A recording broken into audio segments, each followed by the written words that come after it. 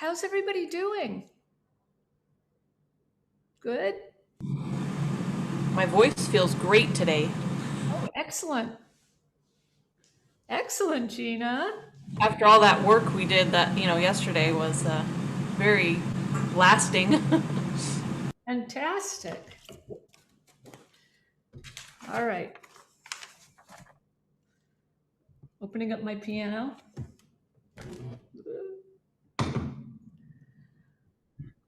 Ding, ding dong. Hey, Jenny.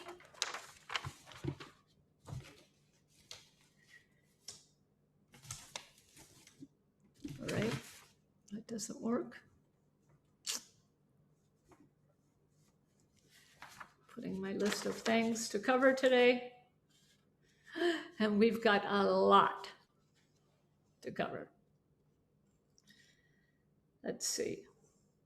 Okay, so today I thought I would do a little more, start out with a little bit more conventional type of voice lesson with some singing sounds. Now, Ron and Joyce, I know you aren't singers, but every actor or voiceover artist should do some singing. Basically, for the agility of the vocal cords and the training so that they're responsive. And Kristen Linkletter, the very, very famous voice teacher for actors, she made everybody, all the teachers had to know how to play triads on the piano and do some easy scales because she required all of her actors to do some singing. And then when I was at USC, my job was to train the first I had seniors and then I had sophomores, and my job was to train them to sing even though they weren't singers. Yes, Ron? I can't hear you. About that. Can you hear me now? Yeah. Okay. When we teach, I usually cite this one guy. I don't know if you've heard of Don LaFontaine. Have you guys heard of Don LaFontaine?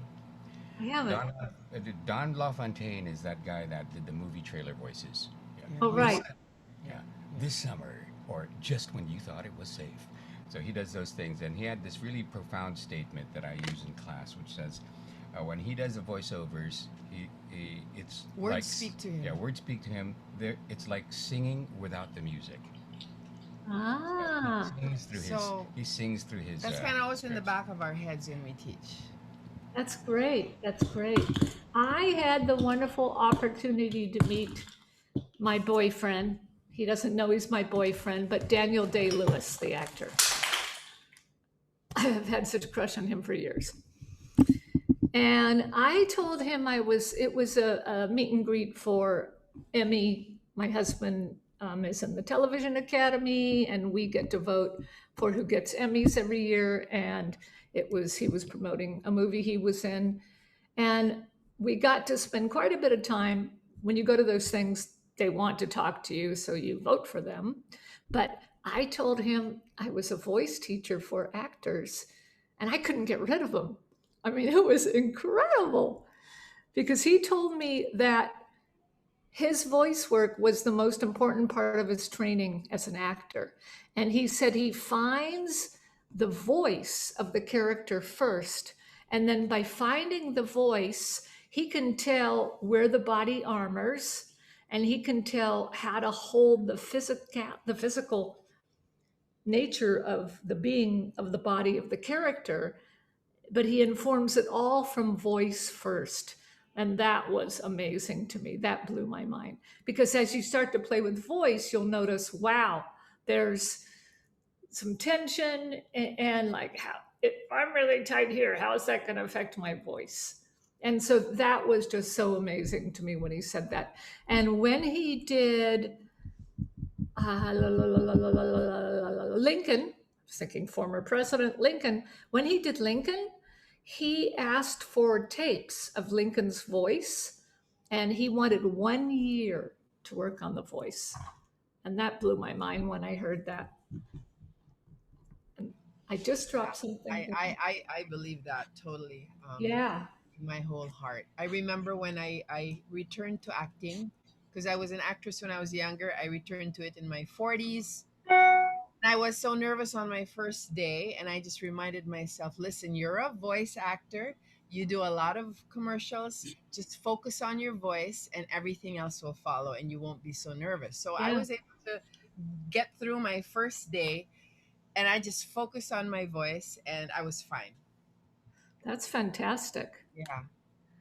Um, so there's one more thing I wanted to say about that. Hmm, I can't think of it right now. It'll come to me later. But um, but yeah, the voice is so much more important than we realize. Oh, and oh, this is what I wanted to say.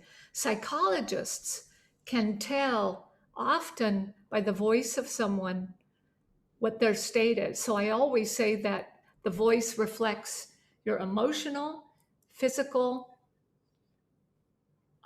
mental, and spiritual state.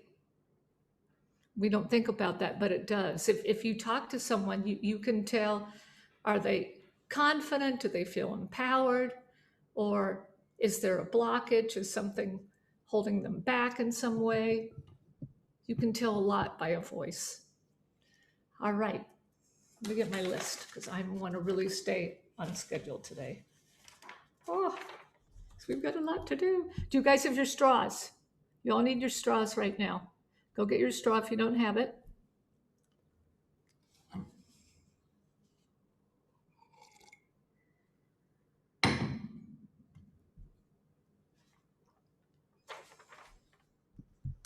Heather, I got those hay straws that you had recommended. Uh huh. And you know what's really great about them? They're a natural product, so they don't come in a uniform size. So Yeah. there's like a bunch of different kind of sizes. So I've got one that's super tiny that I tried yesterday and I was like, that's too small. So I got one that was a little bit bigger. So it was kind of neat because I can kind of pick and choose kind of where I'm at with them. Yeah. So thank you. The smaller they get, the harder they are. Okay, so let's see.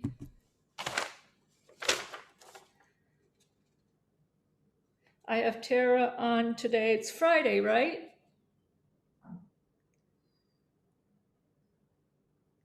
I believe. Gosh, I'm not sure if she's showing up at 12 or 12:30. We will take another 30-minute lunch, Bar, and that would be the time to take off. Let's see, a link. I'm just reading my chats here. Make sure nobody needs anything. All right. Just have to say quickly, Heather, this is Yes? Serena here. I work in social media for one of my, many hustles, and going through and seeing videos of singers pop up, even like, great singers. I'm like analyzing their vocal area when they're breathing and their breath, and I'm just looking at things in a different way, and it's really exciting. It's really fun. It's really, really fun. Have you joined my vocal yoga Instagram? Yes, I'm following it. Okay. Like something so I make sure that I follow you too. All righty. Yes. All right. All right. We're going to start. All right. This is how I start. If I'm doing a regular lesson, this is how I would start it. I'm going to have everybody say, first thing I'll say, how's your breath? Where's your breath right now? Yeah. So we go into Chin Mudra. Just put your hands down, your lap. If you're seated. I actually should have you guys all stand. I will in a minute. We'll start out. Just get the breath to drop. You might want to sigh out here and there.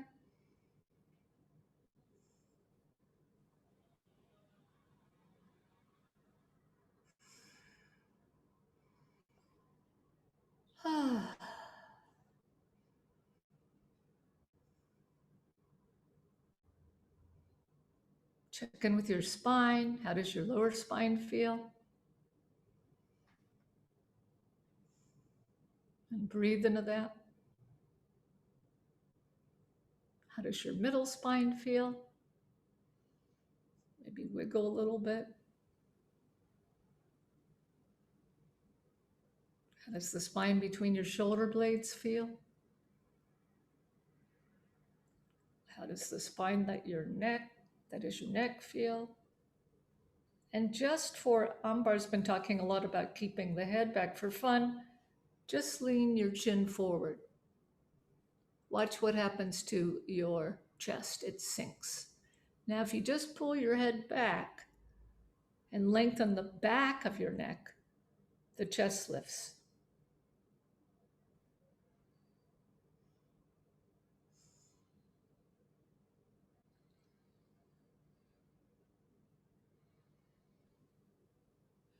And if with zooming, I can get a sore neck because I tend to do this. So try to keep your chin back. And if you want to look in, lean from the waist. We don't want to do the turtle head, right? Oh, I can't even do that. Hurts my neck. We've all got to learn to pelvet from the waist, the hips, I mean,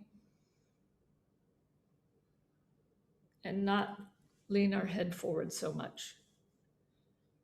All right, then the next thing that I'll do is we'll get our straws. I happen to have some hay straws here myself. Did you get the little hay straws or the big hay straws, Amina? Little ones or big ones? Little? I think it's Natalie that Yeah. got them. Yeah. Yeah, it was Natalie. Oh, Natalie, you got them. Sorry. the little ones. Little ones. Yeah. You sounded like Samina so much for a minute there. And I have you stacked right on top of each other. Twins! Lindsay,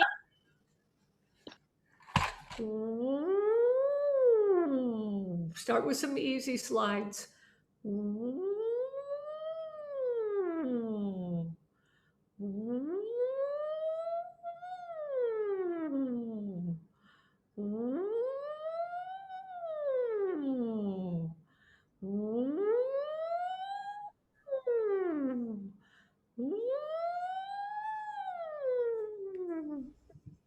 Is my recording paused?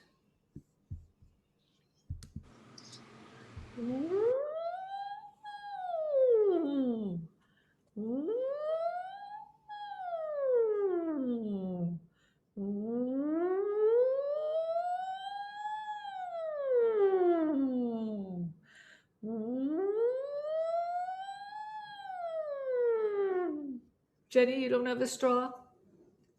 If you don't have a straw, oh yeah, you do, good. I couldn't see it, it blended. Okay, then we're gonna do the humps. We're just accenting notes.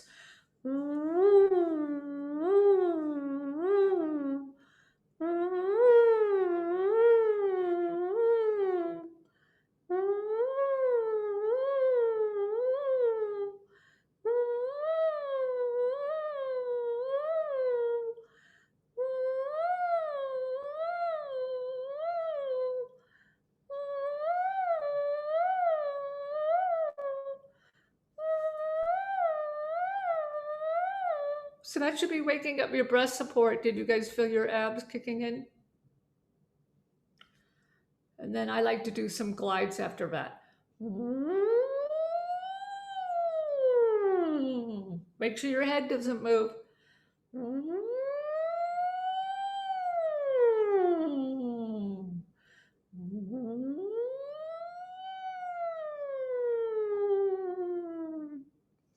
Now you're all going to stand up. Adjust your computer.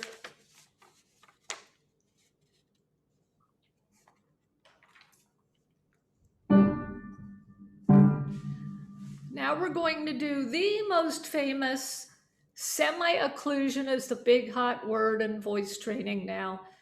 Semi-occlusion means slightly blocking the sound. Hello, lip buzzes. We like lip buzzes because your vocal cords are paralipped, so now you are a two-lipped creature. and it's really good for you. So we're going to do this.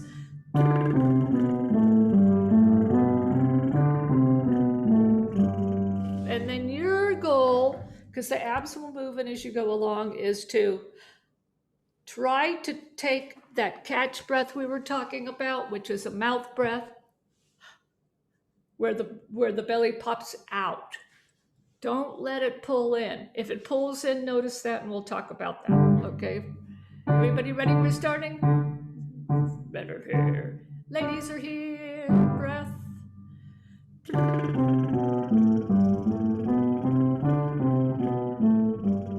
And if you have a delay, don't look at me. Just use your ears and listen. Okay?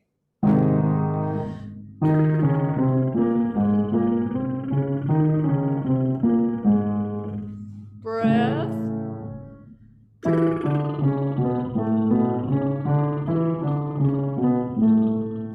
Breath. Breath.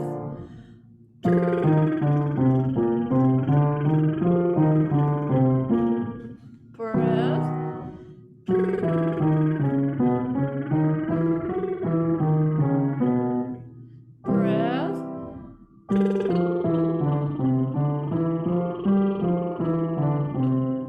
Breath. Breath.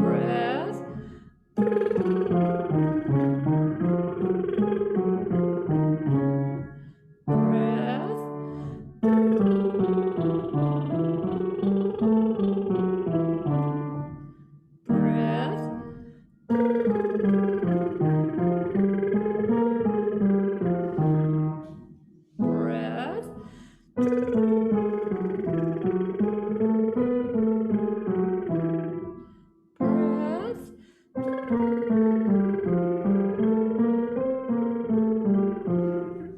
Breath. Breath. Breath.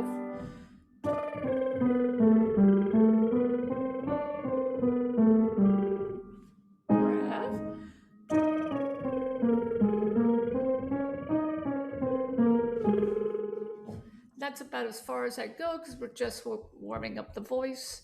I didn't spotlight myself. Do you guys want me spotlit? Yes, I got a thumbs up. All right. Next thing we're going to do is this exercise we've played with. This exercise actually helps you generate airflow. The Italians said filare suono, that you should spin your sound. I don't know how to spin sound, but this exercise has gotten me close to that sensation. And the idea is that you're going to feel like the sound is moving. Now, this is a speech therapy exercise, and it's also amazing for your voice, and we've done it before. So this is where you take your lips and you do the little with your lips, just my lipstick. And you're not going to open your mouth. You're going to go about 4 times over the low part of your register. Then you'll go, then get up to the next part, and then the highest part. What makes it different is normally we open our mouth, but you won't open your mouth, okay? And only go as high as it's comfortable, and you will not be loud in this exercise. It clears up morning phlegm fantastically. So if you need a Kleenex, I'm going to grab a Kleenex. It's always good with some of these to have a Kleenex nearby. I'm going to grab one. I forgot mine.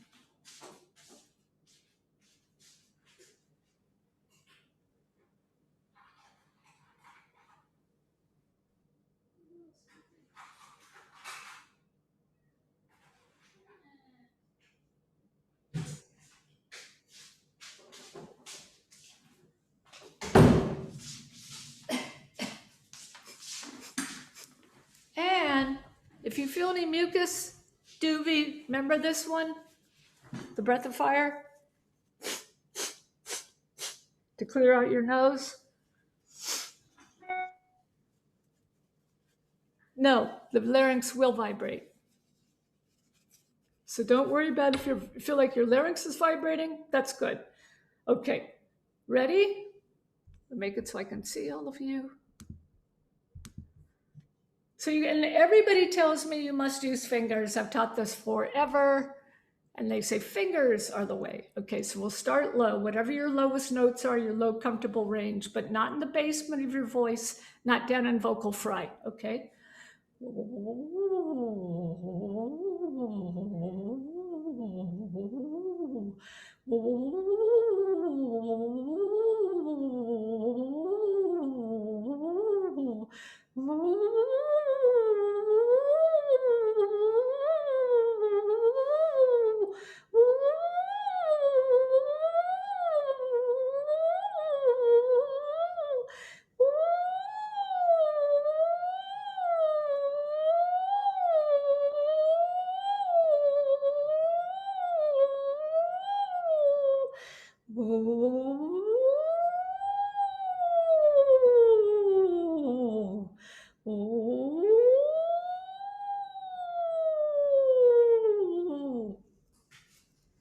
You can spend a long time with that exercise.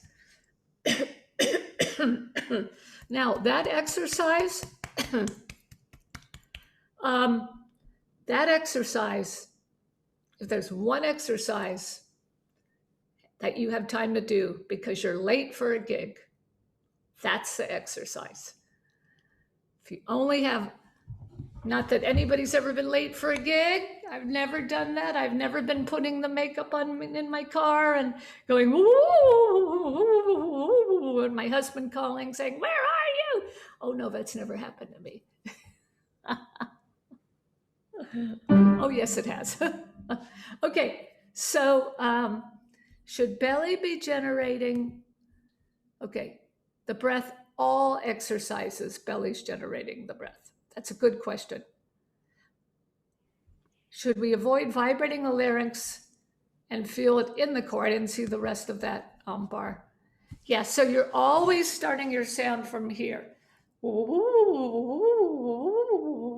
feel a little bit of contraction. Now, that is somewhat what we call legato exercise. Legato is when you are holding out one note as opposed to staccato. When you're doing an exercise that's legato, you may not feel the abs that much. You'll feel them initially kick in, but then you may not feel anything, and then you'll notice the abs start to move in. So do that, everybody, again, and just notice that, right? You're going to, you can do V. Can you do a V, Jenny? Give me a thumbs up if that works. An alternative is with a V, if you can't do the lips. Okay, so just notice, put your hands here, take a breath. Right, just make sure your breath drops. If your breath doesn't drop, you won't have the support in the right place. I can do W, but I know. Can't hear you. I couldn't understand that. Who was that? Raise your hand. Who was that? Nobody? Was that mystery, a noise in the machine? Or maybe somebody logged out and logged back in. Okay, let's do this exercise. You're going to start. Move my chair. Breath will start here. Always, right? If it doesn't start here, then you can't engage your support. The breath only starts here, then you're going to engage the throat muscles. But you may not feel the whole time the abs. So if you start out with a woo, woo, woo, woo, everybody just do a woo, woo, woo, woo, or a V, woo,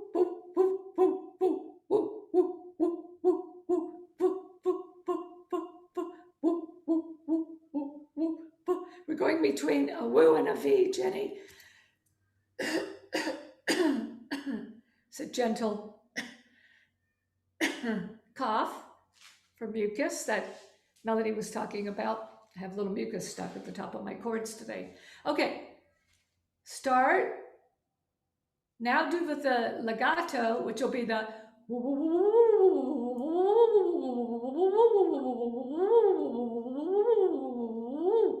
and then let your belly go and start again to the next level.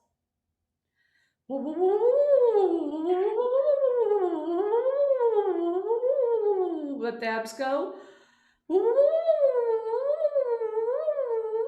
Let the abs go.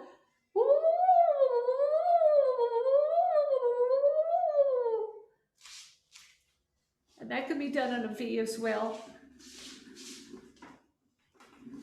Ambar, what did you notice?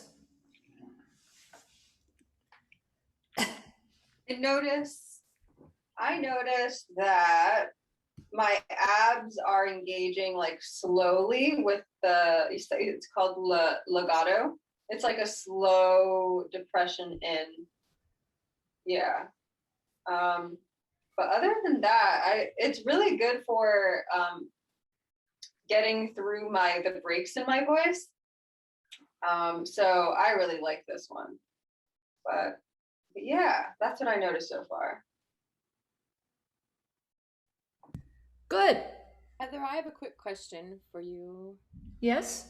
I notice what I do, and this is like with a lot of exercises.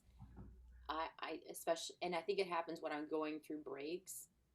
I tend to carry, I don't know what muscles these are, but maybe I can demonstrate. Woo, woo, woo. And I know my throat's forward, but there's a lot of tension here that I think is popping up, and I just wanted to ask you about that.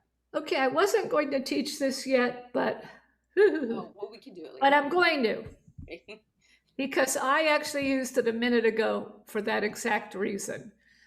So, what you're going to do, this is really weird exercise. I learned this exercise in a primal scream therapy book by a psychiatrist. Just randomly was going through some psychiatry dissertations and things, and I came across this. What he discovered is he was trying to teach primal scream therapy, and he had patients sometimes who couldn't scream. So what to do if your patients can't scream? And what he discovered is right in here you have your what are called pharyngeal constrictor muscles. It's 3 sets of muscles. Their job is to constrict the larynx to help in swallowing. So if you guys all have water nearby, grab some water and drink and notice what happens inside your throat when you swallow.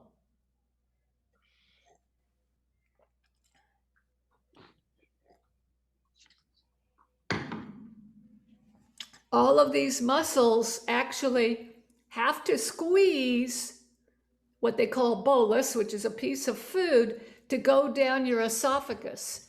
Your esophagus is usually folded up right behind your windpipe. And what happens when we swallow is the food goes in the mouth, the tongue directs it back, the epiglottis folds over the windpipe, and then starting here, 3 sets, one here, and one here. What they do is they squeeze that food down your throat. I discovered this exercise and I love it. I do it on my students. It's kind of harder to do on yourself because it can hurt a little bit, but try it. So what you're going to do is you're going to make karate chop hands. You're going to take those karate chops and you're going to put them on a bit of an angle on the side. And if you squeeze in, see if it's hard to swallow. Oh, I can't swallow right now. If it's hard to swallow, then you're in the right place. And what you're going to do is then you'll do your, just a woo, woo. And I can get crazy high with that. Whereas regularly, whoa, that's it for me. I'm stuck there. But if I do this, at first it has to be hard to swallow. And of course, you're going to think, oh, I don't want to sing. Whoa. Whoa. I can get really high. It's crazy, but it's amazing. So try that, you guys. I'm going to watch you all. Don't be on your larynx. You're going to be right kind of either straight to the side or a little forward here. And you're going to press where it hurts a little bit. Hurts good, but it's like, oh, I'm really squeezing my neck. And I can't swallow. Oh, but I can sing. Oh! I mean, I can hit notes that I can't normally hit. Samina, have you tried that one? Yeah, we I remember we did that. Yeah, and I was playing with that for a while. Actually, the first day I was a little sore because I was getting really squeeze happy. But it's so informative, and actually now I have the awareness because of practicing it that the left side is always the first one to kick in terms of the squeezing. Yeah. And I can feel it's like right here in the middle that it really just wants to over engage, especially when you're going towards the upper range. Yeah. I don't know why they love to join the party, as I like to say, but they love to join the singing party. Especially tenors, male voices, big time. Yes, Natalie? Sorry, I think I'm having a hard time finding the spot. Could you just show it? Use this part of your hand. Come in here. And then bring them a little, come straight to the side where the neck meets the shoulder. And then bring them a little forward. Not that far. About there. And try to swallow. If you can't swallow, you're in the right place. I can swallow. And press harder.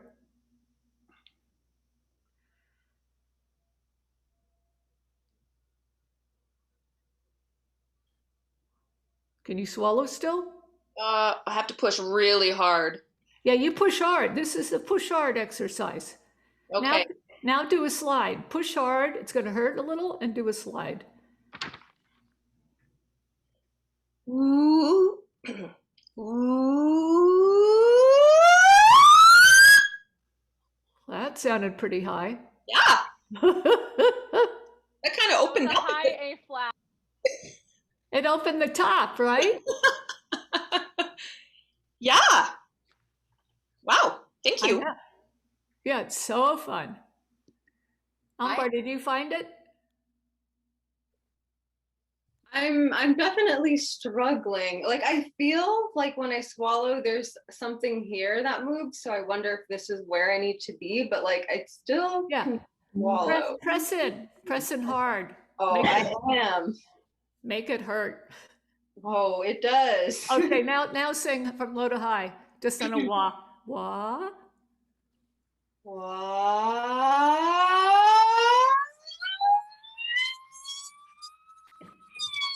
Whoa. Yeah. Oh, okay. All right. She got it.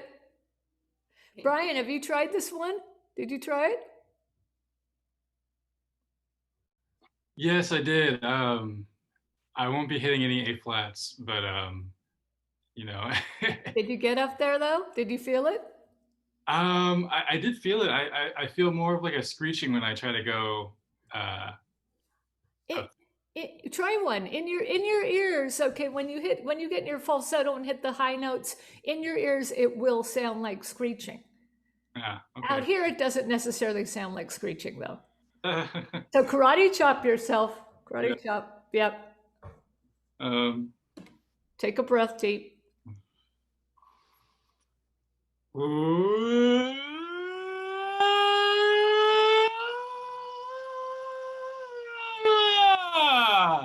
Good. Now pull your tongue more forward. Do the same thing. And when you get to really high notes, press harder. Okay. Tongue forward. Okay.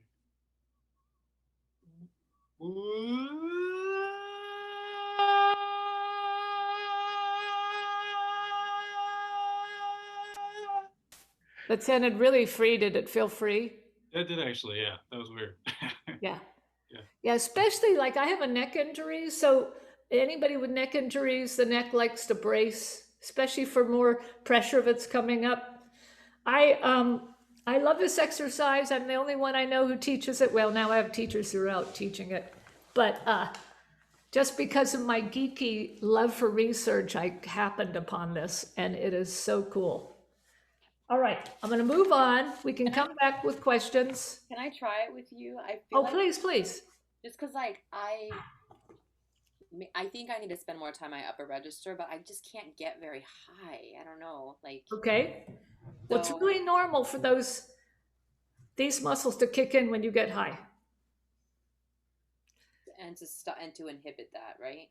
Yeah, this inhibits that. Yeah. All right. Can I try it once with you? Please, please. Okay. So I'm constricting here. I should have been spotlighting all of you guys. I'm going to add you to the spotlight. Oh gosh. Okay. Just added. No pressure. No pressure. All right. So Yeah, press in there. in here. Yeah. This is not. I feel like I'm so. I would use more of this part of your hand. You can't press as well with that. So use the heel side. Yeah. Okay. Ooh. Okay, get your tongue out and forward. Yeah, tongue tension. Just make it go to an ah. Whoa. Okay. Woo. Woo. Oh, everything was tensing. Your head was tensing. This was tensing. Press hard so it hurts. So you're thinking too much about the pain in your neck. Yeah. Okay. Woo. Now sneak up. Do the same thing and do a woo woo woo woo woo woo woo woo. Do the woo woo woo with the lips. Woo. Don't open your mouth though. Do it with the closed mouth. Woo woo woo woo woo woo. Woo. Woo. Give me a. Go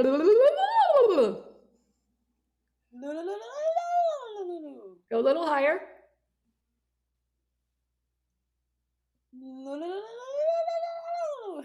Little higher.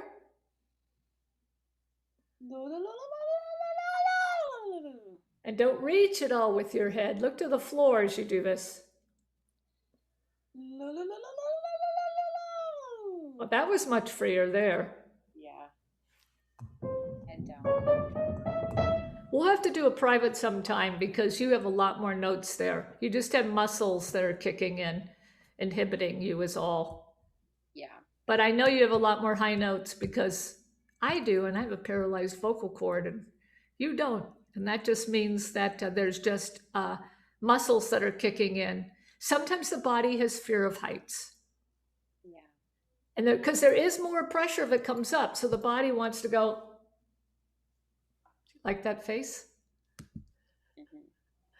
So very fixable.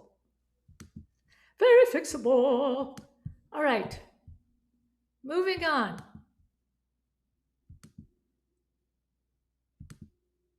Somebody waving at me? Okay, now I will do that.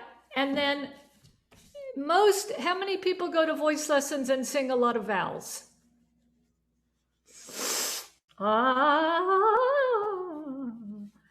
So we actually found in voice science, it's better to start with a consonant and get to vowels. And Ludmi says, yes, I see that.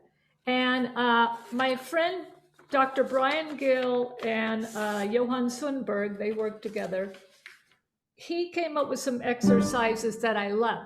Now, why we're using a consonant is there's a couple different things. So when you use consonants, your abs kick in. Vowels carry the voice. The voice carries on the vowels, but consonants hook up your abs. And this actually is in your book, this whole thing on consonants. So everybody stand back up.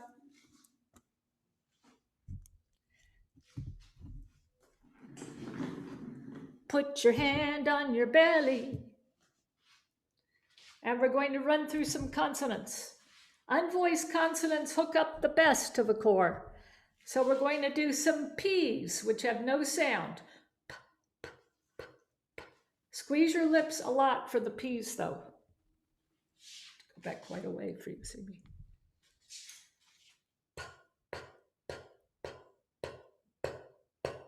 Some T's, tongue touching the gum ridge behind your top teeth. Be specific. Notice which consonant hooks up the best for you to your core. Okay, S's. SH's. F's. Feel your abs kicking in? Give me some thumbs up. Feeling the abs? Okay, so this is another way that I teach abdominal support, actually. I will start with an exercise and I'll wake up the abs. And this is an old Italian technique, actually, to wake up the abs with unvoiced consonants.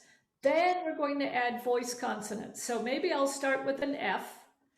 And this is in your book, I promise. I'll start maybe with an F. An F, if you add sound to it, the same articulation as a V. So I'll start with an F. Va, va, va, va, va, va, va, va. And you should feel your abs. I'm going to go to a P. If I add voice to a P, it becomes a B. Ba, ba, ba, ba, ba, ba, ba, ba. I'm going to do an S. If I add sound to an S, it becomes a Z. Z, z, z, z, z, z, z, z. I'm going to do an SH. An SH becomes a J. Je, je, je, je, je, je, je, je. Did I forget anything? Oh, T. A T becomes a D. D, d, d, d, d, d, d, d. All of these consonants are stay standing, are semi-occlusion consonants, meaning semi-occlusion is they block the air a little bit. So then what I'm going to do is I'm going to come to the piano, and Dr. Johann Sundberg says if the voice is riding on the air the whole time, your voice is working absolutely perfectly. But that is not always easy. So if you start out exercises with a consonant that spits a little air out, it makes you generate your air. And basically, remember, most of the sound is moving here. So we've got to generate spin really in our head. And we want that air moving. So if we say, everybody say, put your hand here, say, sui, little air pops out on that S. You guys feel that? Sui. So we're going to do sui, sui, sui, sui, sui. You will never feel like your voice is stuck. Well, rarely with that exercise. Ready? It's 5 notes on sui. Su is a back vowel. E is a front vowel, so it gives you a nice tonal balance too. All right, breath. Sui, sui, sui, sui, su. Breath. Sui, sui, sui, sui, su. Breath. Sui, sui, sui, sui, su. Release the abs for breath. Sui, sui, sui, sui, su. Release belly. Sui, sui, sui, sui, su. Release belly. Sui, sui, sui, sui, su. Breath. Sui, sui, sui, sui, su. Breath. Sui, sui, sui, sui, su. Breath. Sui, sui, sui, sui, su. Breath. Sui, sui, sui, sui, su. Breath. Sui, sui, sui, sui, su. Breath.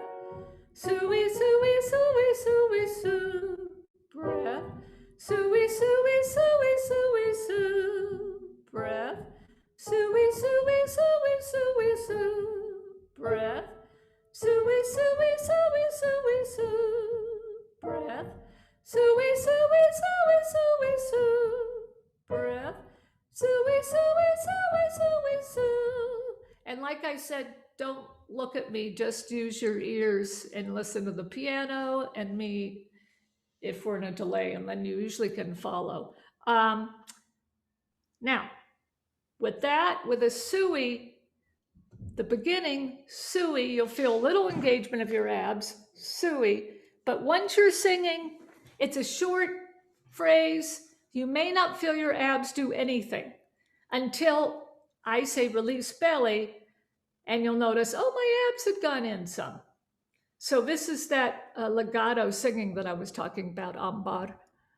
And people in that part where you'll feel the abs engage and then there's this feeling of nothingness, you will want to push, pull, because that's human nature, but leave the abs alone. Once they're engaged with that consonant, you're usually fine unless you start to feel something in your throat. Okay, another one, pooty. But do you say pooty?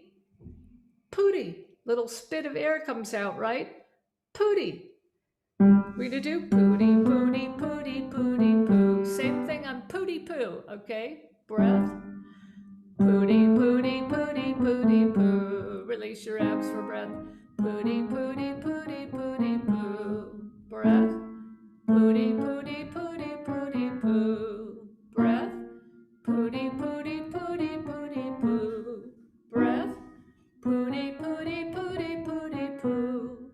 Breath. Pooty, pooty, pooty, pooty, poo. Breath. Pooty, pooty, pooty, pooty, poo. Breath. Pooty, pooty, pooty, pooty, poo. Breath. Pooty, pooty, pooty, pooty, poo. Breath. Pooty, pooty, pooty, pooty, poo. Breath. Pooty, pooty, pooty, pooty, poo. Breath.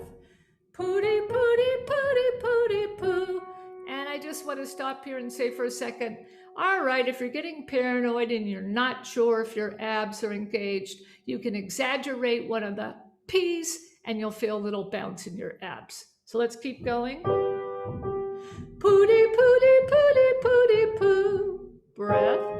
Pooty, pooty, pooty, pooty, poo. Release abs. Pooty, pooty, pooty, pooty, poo. Release abs. Pooty, pooty, pooty, pooty, poo. Release abs. Pooty, pooty, pooty, pooty, poo. Breath. Pooty, pooty, pooty, pooty, poo. We don't go that high with those. Then, so these are all, we're actually semi-occluding the air a little bit, pooty, by starting with the P's, S's, and then from there, I like to do a whole octave with a turnaround. Now, I have a whole bunch of different things that I do, but I might do bada. And bumblebee is a semi-occluded exercise singers all do. Bumblebee, bumblebee, bumble, bumble, bumblebee. We all know that one, most of us, right? Yes? Not sure? We're not going to do that one right now, but that's a semi-occluded vocal tract exercise. We're going to do bada. So, like a B and a D, bada. Now, singers, jazz singers especially, listen to what they make sound on. Okay, so they'll do scat on ba-da, ba-da, ba-da, ba-da, ba-da,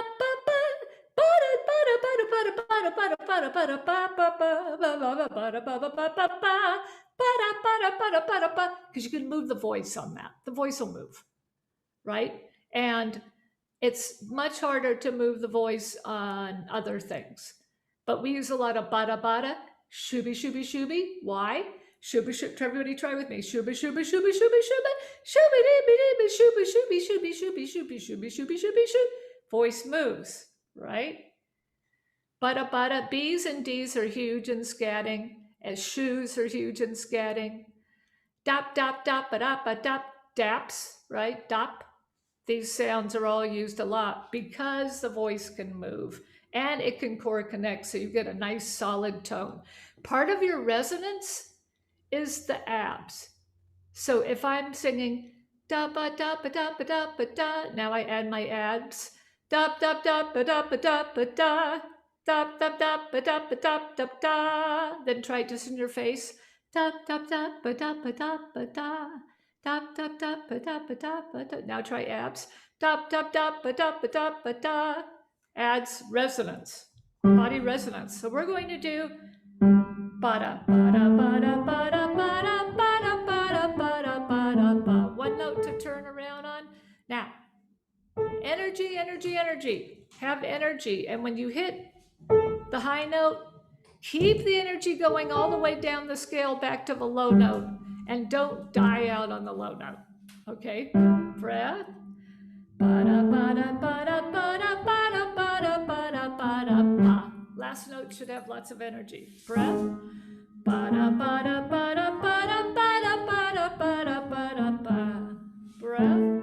Ba-da, ba-da, ba-da, ba-da, ba-da, ba-da, ba-da, ba-da, ba. Breath.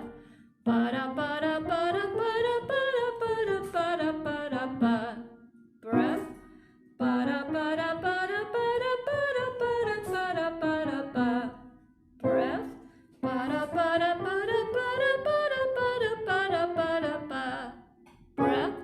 Ba-da, ba-da, ba-da, ba-da, ba-da, ba-da, ba-da, ba. Breath. Ba-da, ba-da, ba-da, ba-da, ba-da, ba-da, ba. Breath. Keep going. So I can watch everybody.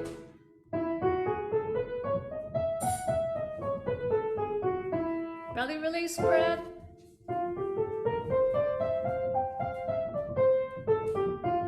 Breath.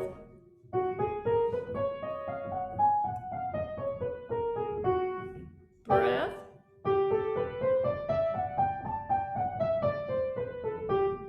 Breath.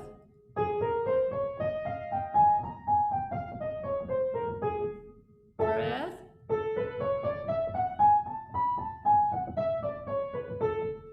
Breath.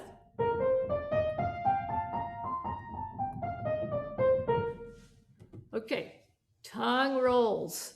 There's a whole bunch of tongue exercises in the book, do them, but I cannot live without tongue rolls. I got to get close to show you these. You take your tongue, you're going to stick it out, and you're going to roll it against your bottom teeth, and then you're going to bite on it. And then you're going to breathe, and you're just going to let your tongue hang out like that.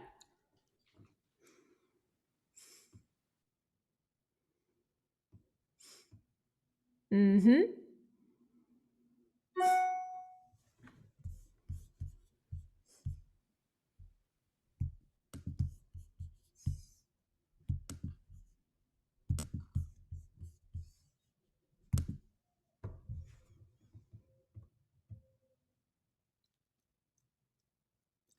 And bite a little on your tongue from the front to the back.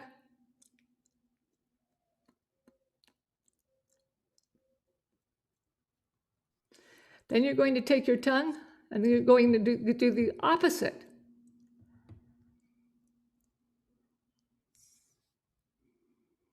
Upside down tongue, and then breathe.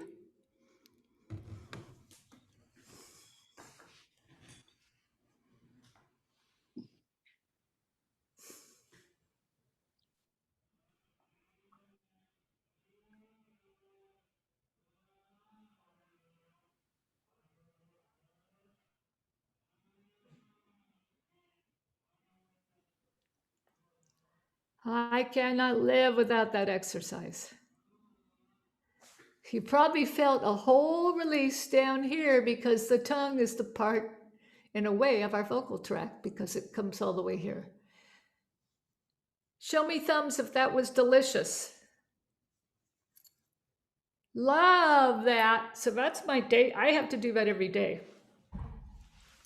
Every day I have to roll my tongue or I just can't live in total happiness. Okay, so then I'll do something like octaves. Masha, can you wait just to after this exercise? Thanks. We're going to do octaves.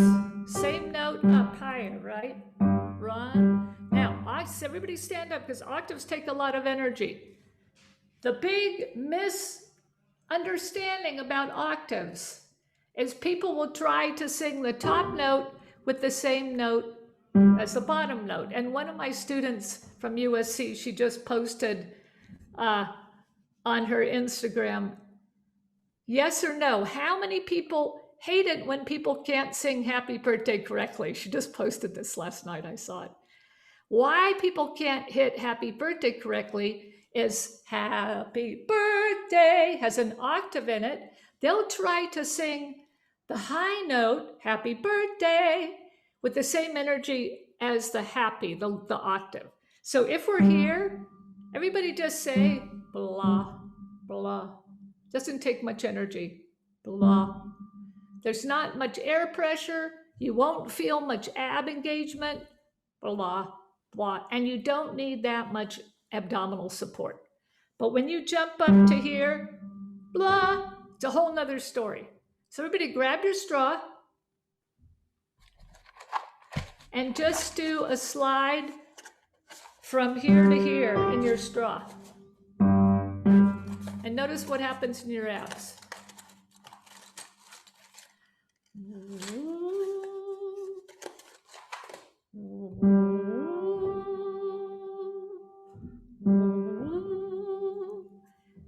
Do you guys feel how there's more abs engagement on the top note?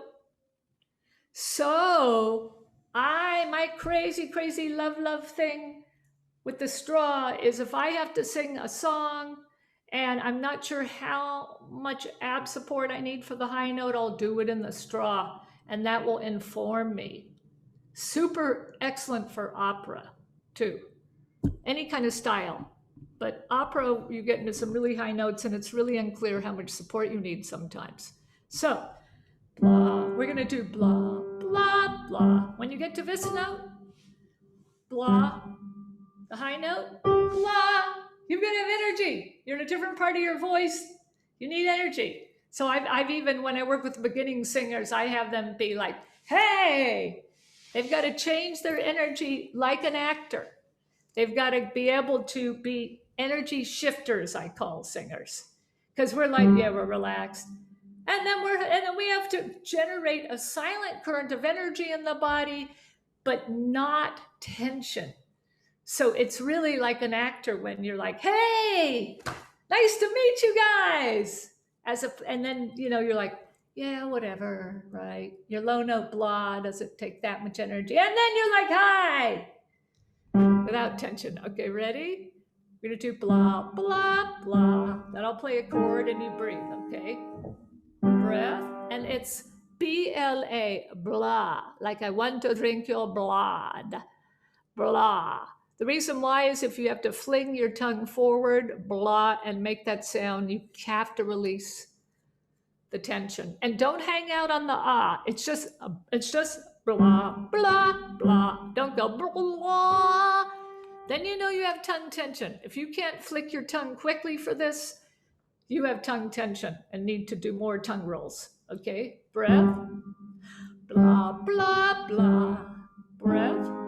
Blah, blah, blah. Breath. Blah, blah, blah. Breath. Blah, blah, blah. Breath. Blah, blah, blah. Breath. Blah, blah, blah. Breath. Blah, blah, blah. Breath. Blah, blah, blah. Breath. Blah, blah, blah. Breath. Blah, blah, blah. Breath. Blah, blah, blah. Breath. Blah, blah, blah.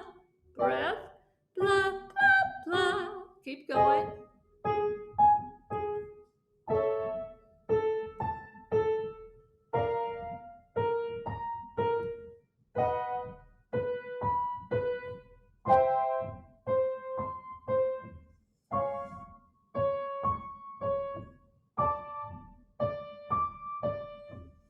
Okay, now, belting versus let's play with our palate. So, and you can sit for a minute.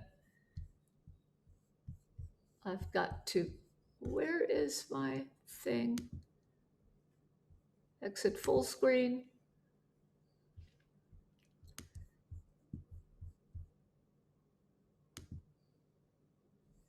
All right.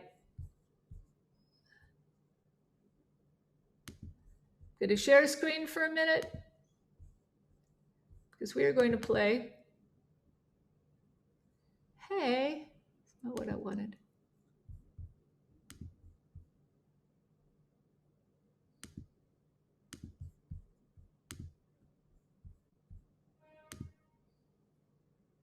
Yes, I have multiple windows open. Sorry, a little issue here with my screen sharing. All right, screen share. I want this one. Why is it not giving me that? Weird. Let me open this up. Where did you go? Huh. Okay, I know what I'm going to do. All right. It slid the thing I want to share off to the side, but I can just share my desktop and I'll figure it out from there. All right, so there you guys all are. But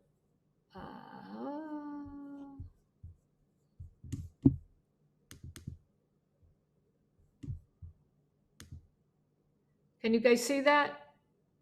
The upper respiratory system? Somebody say yes, because you've all disappeared from me. Yes. Good, okay. Here is our nasal cavity. There are a whole bunch of turbines, they're called, in here. And it's, if you get a sinus infection, it's really hard to get rid of because it can be anywhere in here. But back here in the back, entrance to auditory tube. Do you guys see that? That is the entrance to your ears. And a lot of times, if you hit high notes, the sound will go right in your ears. Your ears can pop.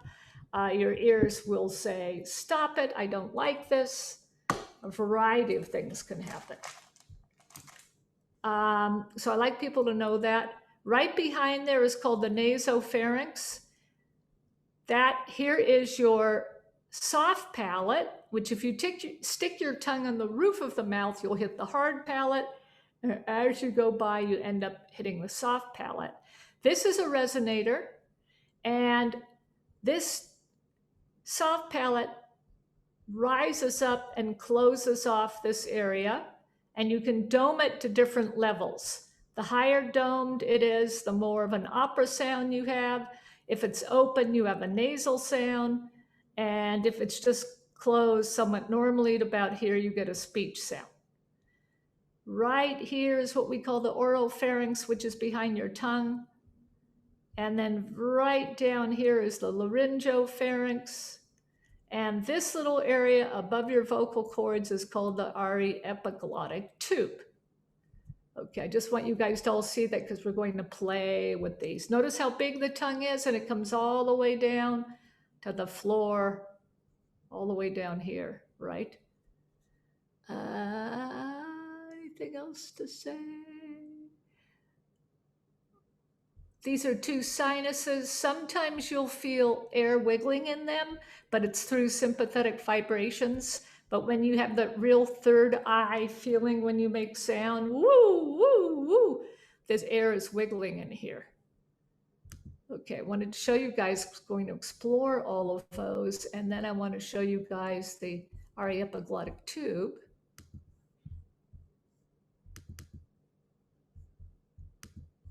Pull this down. Participants are going to move you guys so I can move this, make it big. Here's your vocal cords. This little space above here, which is longer, they did a pretty good job of showing it, but we adjust this tube without realizing it a lot. And we're going to play with all of that right now. Twang. I'm an old cowhead. Yeah. Which twang sounds are all made from adjusting that. Okay, so let's play with some sounds. First off, everybody take an imaginary rose and smell it. This was used in classical music a lot. And you'll feel your soft palate lift. And if you don't open your mouth and you keep it really lifted, you're an opera person. What is a mouth poster for opera? Who's not an opera singer that'll make me some opera sounds? I think Ron wants to. Gina? Gina, go for it.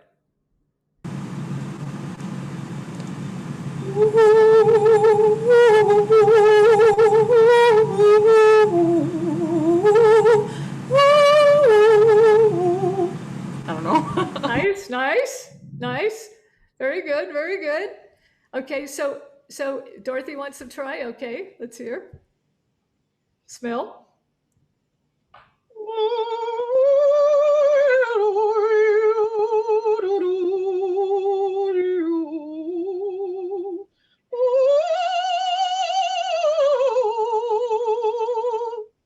Go even higher, Dorothy.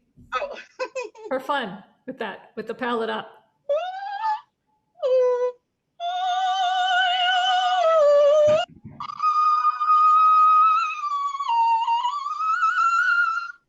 Ooh. We could have her sing Queen of the Night. It made me cockeyed. Yeah. Well, that'll open your auditory tubes because this really lifts up when you get high. So if both of you, if you were in music school, they would make you sing classical music because most musical schools are still classically based. And then they would hear both of those good voices and, right, Samina? They would be singing opera so fast. Dorothy would be singing Queen of the Night for sure. Queen of the Night has these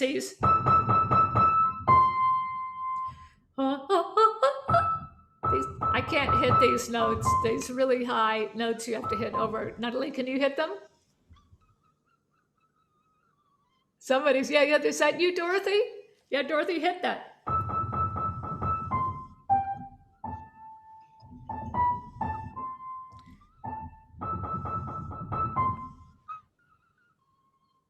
Yeah, she'd be hitting those.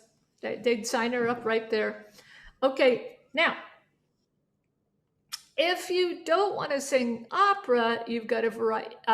First off, let's jazz and a lot of pop music starts out very speech-like. So the way they'll start out is they'll start out, I'm going to tell you a story about my love life. Oh, it's been so sad. And now I'm going to sing. And then I'm going to sing a little more, but it's very speech-like with some held out sound. So Samina, we're going to have her try that. Just make up, say, hi, my name is Samina, like you're chanting. You got to unmute yourself though. Total experimental laboratory. You don't have to do this correctly. Hi, my name is Samina, and I'm an opera singer who used to sing like Celine Dion. There you go. There you go. So right, so you don't lift the palate. That's the key for you for holding out long tones, Samina. Don't lift the palate, right? Okay, now, pop music and a lot of music, there's a whole thing happening right now in Europe. Johann Sundberg believes that there is a little bit of nasality in all singing. And this is very, Ingo Tietze says, oh, I don't know. I just asked him last year. But they have done some work with MRIs and things, and they're finding tiny bits of air sneaking in at times. Kind of makes sense because the uvula is flipping open and closed really fast. So if it's a nasal sound, it's open. If it's a non-nasal sound, it closes. So I don't know. I really don't know. But I swear some E's. A lot of people get nasal on E's. If you've ever listened to Tom Petty, I'm a huge Tom Petty fan. He sings everything great until he gets to his E's, and his E's are always really nasal. E, nee, nee, nee, nee, nee, nee, nee, nee, nee, nee. I'm not really sure. But they felt ease, and then I just read a dissertation by someone on this, happened upon it randomly as I'm scrolling through the internet, a dissertation of someone that was fascinating, that did a whole study with 34 singers, found a little bit of leakage into the nasal passage on ease and ooze, those two vowels. So that's interesting. This is all something that's new science that's under study. But if you listen to the tenors of the old days, they always have some,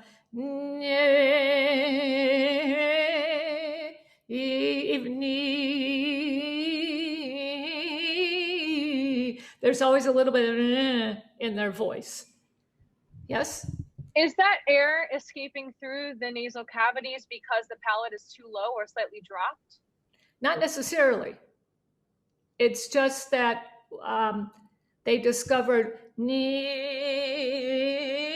like if I have a little how they used to say, you'd go to school and they'd say, hold your nose, make sure everybody hold your nose, make sure no sound comes out of your nose.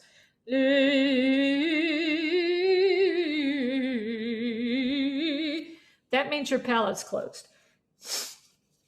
Now, if you do this, little bit of nasality,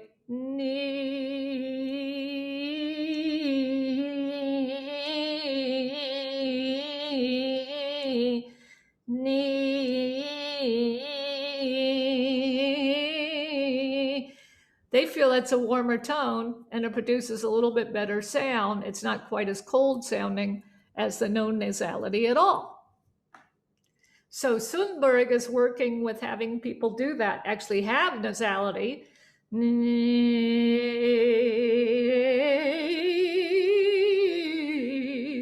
as opposed to no nasality.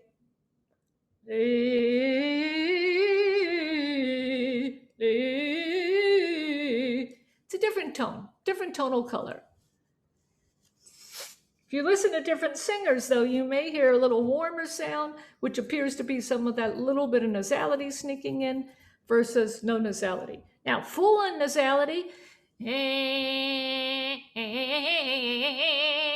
everybody make some nasal sounds. Your nasal port is actually open. I'm an old cowhand from the Rio Grande.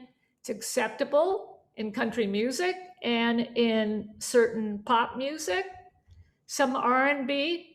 Chain, chain, chain,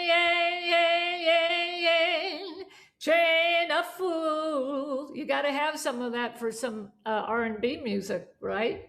Tina Turner has a lot of nasality, but it doesn't necessarily ruin her voice. So, and that's a big difference between classical and pop and contemporary. They don't want that much nasality. Yeah. How much you put in your voice will depend on your style. Country absolutely has nasality, right? If you listen to a lot of pop singers, they'll have some nasality. It's considered part of the style, right? I'm not a big country western fan, but a lot of people love American country western music. Who loves country western music? Nobody? A little bit? Oh, well, Jolene. Dolly Parton doesn't count. I mean, there's certain people where it's like, I will always love you. Like Dolly Parton, the stuff she wrote, she's a goddess. Okay, yeah, some of the older country singers I really like, and there's a few younger people too. All right, so what else do I want to say about that? Oh, belting. Okay, belting is really big. Belting is beautified calling out. So you have to, when you're learning to belt, you have to think that you are not singing. Yeah, country music, I mean, it's just something I just haven't had time to get into. Although there will be a song that comes along and I'll be, oh, that's incredibly beautiful. Okay, belting. In belting, you have to think that you are not singing. And Samina, I'm going to have you do a little demonstration. Why Samina? Because she's an opera singer. I'm not a big musical theater fan. No offense to anyone who does it. I just, Well, it's gotten really nasal. And that's a trick in belting. That's a trick, like a quick fix for belting. Okay, for fun, I want you to say, I'll belt. I'll get you in a minute. I know you can belt. Taxi! Call for a cab. taxi! No. Would you call for a cab like that in New York? Taxi! Thank you. Now, belting, you must use your abs like a actor, which means you're intentionally going to say taxi with your abs. So try that again. Call. Taxi! Good. Call for the cab. The cab's a little farther away. Taxi! Call Over here! Don't say over here. Just say the A vowel is really good for taxing. Go call a little farther away. Taxi! Call a little farther away. Taxi! That's a C sharp she just belted everybody. Like, what? What is that? That's really high. Oh, is it? Yeah. I don't know anything about belting. Now keep going and belt a little higher, but do it in your head voice like a cartoon person. Taxi! Taxi! Good, little higher. Taxi! Little higher. Taxi! Little higher. Taxi! Opera singers make great belters. When I had to switch to musical theater from opera, because we develop our head voice really strongly and the voice is blended, you can just keep calling higher and higher. And there's a part of when we're in the chest part of our voice, we call that belting. And then when we get to the part of the voice where you have to switch to head voice because it would hurt, taxi, we call that your mix. It's a terrible word because the idea is that you're mixing registers. We're always mixing the cricothyroid, the external muscles that tilt your larynx and your vocal cords. We're always being in different degrees of mixing of those, even down low in the voice. So mixing is a terrible word. I'm trying to find a better one. If anybody comes up with one, let me know. And then when we're in our true head voice, woo, woo, that's where we are in airflow, when we're using it like in pop music, woo, that's what I call the owl. Woo, woo. Everybody do the owl? You do an owl? Without a lifted palate, just an owl. Woo, woo. So she is now a belter. Yeah, that didn't hurt or anything. Right. At all. No, not at all. The big trick though, so what happens is if we think that we are calling out, we actually engage a little more muscle of the vocal cords as they come together. When we think we're singing, so the chords start out and low notes, they roll all the way together. But then as they get higher, they get pulled thinner, so they have less mass, right? So less can roll. And then when we get really high, just more of the edges are rolling. And it's just like pulling a rubber band. Where's my strap?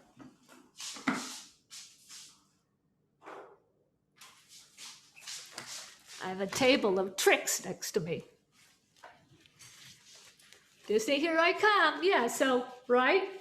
So lots of mass to connect on low notes, but not much mass when I pull it long and thin. But if we think we're talking, we engage more Even though it gets thin, this whole vocal cord, most of it will try to connect with the other side, as opposed to going to where it'll go to where it's hard to do with one person. This is a great exercise, by the way, if you're teaching your student, get a band, have them hold the end, and then you take your I use my neck. Never thought of using my neck, but why not? Okay, so the vocal cords are nice and fat. Can I do this? Bottoms come together and roll and reopen. Bottoms come together and roll and reopen. But they get longer and thinner. They'll still roll, but then eventually just the edges are going to roll when they get really high. One thing I did want to say, which is newer science, which Melanie didn't mention, the Bernoulli effect opens your vocal cords. The Bernoulli effect she mentioned, what happens is if we decide to make sound, air pressure below will suck the bottom of the cords together. And then they roll, and then back pressure actually above your vocal cords opens them up. It used to think it was just the Bernoulli effect, but it's not. It's Bernoulli effect and then back pressure in the vocal tract. That's why straws are so great. Right? Okay, so let's do some belting exercises. Then we can hear Dorothy belt.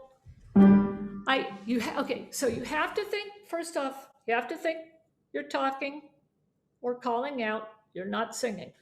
So it's a little bit of a mind mess up. But then you get to where you're like belting, singing, yeah, yeah, ha, ha, yeah, yeah, ha, ha, and you can switch between the two. Secondarily, your larynx will rise as you get higher, which we try to keep the larynx down more for classical music. Belting, it will rise. As you feel it rise, you have to open your mouth more. The ah and the eh vowels are the best, the ah. And you need more room inside your mouth. And the room that you need, there's different mouth shapes that singers like. Some like a triangle shape. Ah, in the back. I have one friend who's also a teacher says she feels like she's going to put an apple back in there. Ah, because the larynx is coming up, you need more space. You'll see Adina Menzel's like, we call it the inner, classical singing, we call inner dome. So your dome here, open here, you don't open your mouth a whole lot. Belting, megaphone. This larynx raises, it gets smaller, tighter in here, and you open your mouth. Now, for safety, you only pull the weight up, you'll feel weight coming up. When there's too much weight, you let it flip in a head voice, but the trick is you're now a Disney character that's talk singing in head voice, right? So we're gonna start with, I like to use no, I like to use the focus line, no, no. You're gonna use your abs, do not hang out on the vowel. It's just an N, no. Also nasality helps as you get up into the mixing area, but not too much. You'll hear people, they've gone crazy with the nasality because the nasality makes the registers blend.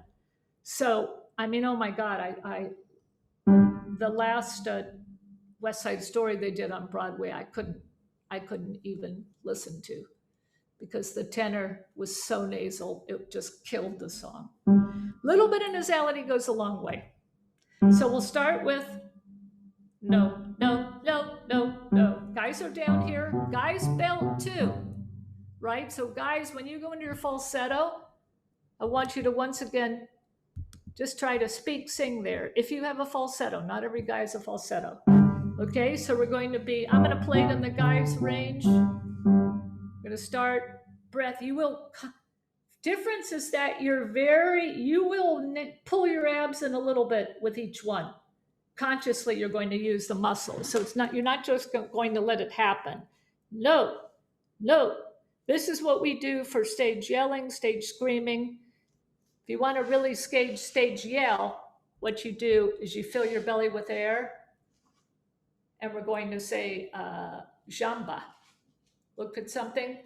Jamba! You pull your abs in fast. Jamba! Everybody try that, a little yelling.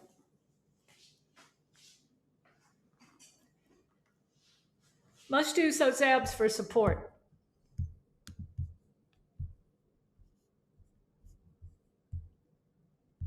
Okay, so we're going to do our no like that. It'll be no, no, no, no, no. Then you're going to breathe. I'm going to play it down here for the guys. Breath. Root your feet. Feel your spine. Don't wobble. Wobbling takes energy away from the voice. Breath. Don't lock your knees either.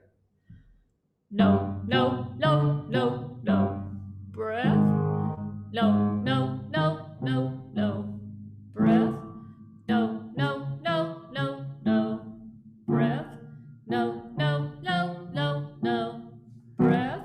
No, no, no, no, no. Here's where I might get a little bit nasal, or another for possibility is, can you bring your voice really forward and say, hi, I'm a little elf? Hi, I'm a little elf. Bringing the voice really forward. And I like my students to pull their ears. Hi, I'm a little elf. Hi, I'm a little elf. That pulls your zygomatic arch along here. Also feels good to pull your ears. I'm a little elf. Pretty funny, right?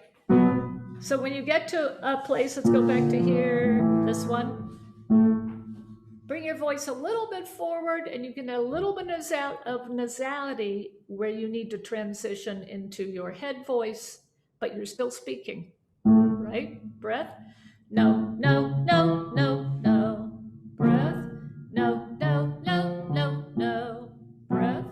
No, no, no, no, no. Breath. No, no, no, no, no. Breath.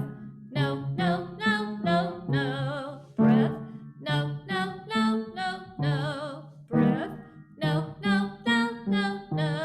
Breath. No, no, no, no, no. Breath. No, no, no, no, no. Breath. No, no, no, no, no. Breath. No, no, no, no, no. Breath. No, no, no, no, no. Breath. No, no, no, no, no. And you really have to go higher than that. How'd that feel? Pretty good for everybody? Good? Okay, this is one of my favorite exercises. And for some people, hello, sweetheart. It's a little girl there. Hello. And then for some people, starting up and going down is great. And this exercise, you're at a game and you're so excited, you're going to go, yeah, yeah, yeah. Everybody try that in your head voice. Yeah, yeah, yeah. Let's hear Dorothy do that.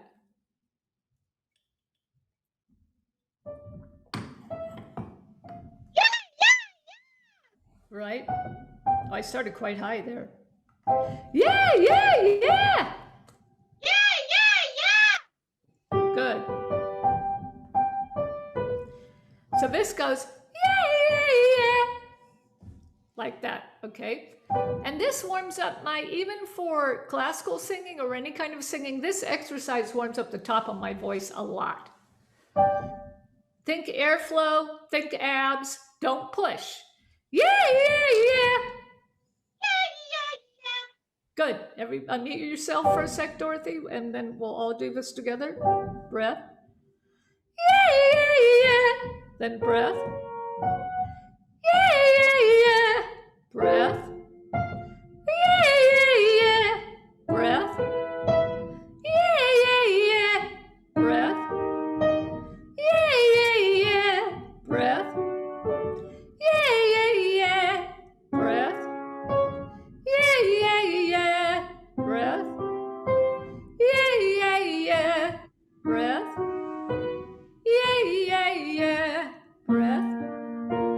Yeah, yeah, yeah. Breath. Yeah, yeah, yeah.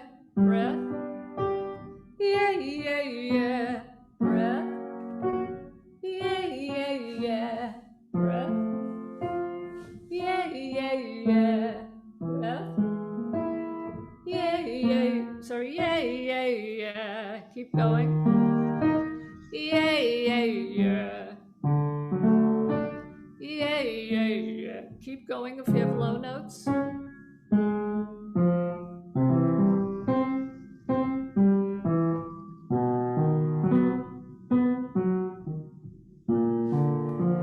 Yeah, yeah. Doesn't that feel good? And then I might do that twice, because just yay, yay, yay, yeah, yay, yay, yeah, yay, yay, yeah. That blends my head into my chest register amazingly. Yay, yay, yeah, yay, yay, yeah, yay, yay, yeah, yay, yay, yeah. That part of my voice is tired today. What time is it? All right, I got through everything but our tuning fork thing, which we're going to take an early lunch.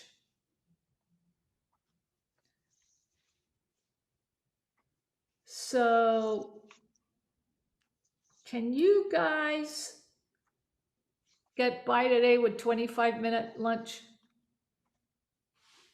Is that okay? All righty. I'll see you guys all. What time is it now? 1:50. What is the time? 11 o'clock. 11:34. So 11:34.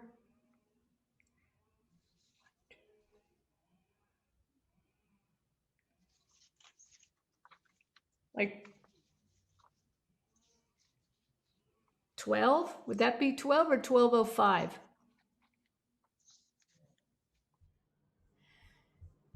How many people want to sing tomorrow?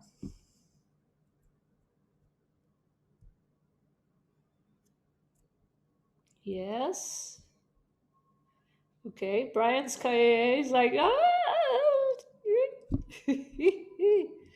Okay, so 1, 2, 3, 4, 5, 6, 7, 8, 9, 10, 11, 12.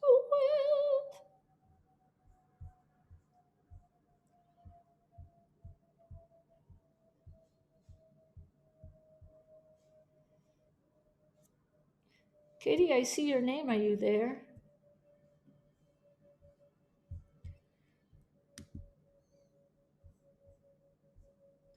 Let me check my chat.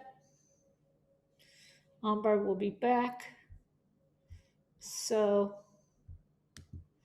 I'm going to have to figure out tomorrow how we're going to get everybody to sing. All right. Right now, get your tuning forks. So in theater voice work, we have something called sound ladders. And does everybody have a tuning fork? See your fork? Good. Brian, do you have one? Yeah. Sweet. And you can use the hitter to hit it. The thing with a tuning fork is you hold it here. You don't want to hold it here or it doesn't vibrate. It'll vibrate, but it doesn't do what we want. So you only want to hold it on the bottom part. I like C or C. You all probably have C or C sharp. Is that right? 128 or 1. What's my other one? I like those. And then the other one that I like, pretty much, if you only, is called low ohm, which is the big one. Those are really the only two tuning forks you'll ever need in your life. But the C ones, hold it from here, they, I find, vibrate the best on your body. Ludmilla, I don't know how that one's going to work. If you hit it, is there a lot of vibration here? This part? No, I don't think so. Actually, I've never used a tuning fork before, so I'm not sure. Like, I just ordered it, but it's not complete. It's supposed to have an activator, right? The one that you Yeah, you have. need the little parts on the top. Oh, well, let's see what I can do with that. Yeah, yeah, those work more for like hearing pitches. So this is what this one is for is your doctor takes it and they put it on your joint and they check your reflexes usually. When I'm always in the doctor's office saying, trying, like the doctor leaves you there and he's got some tuning forks sitting. I'll grab his forks and play with them. Well, don't tell. Okay. So we have been acting what we call sound ladders. And sound ladders are basically sound channels. And what are sound channels? They're really chakra channels. What are chakras? It's not pronounced chakra, it's pronounced chakra. And what are chakras? Chakras are basically your endocrine system. Excuse me 1 second. Somebody has snuck in my room. Somebody who's a cat. Go on back out, Benji. Go on.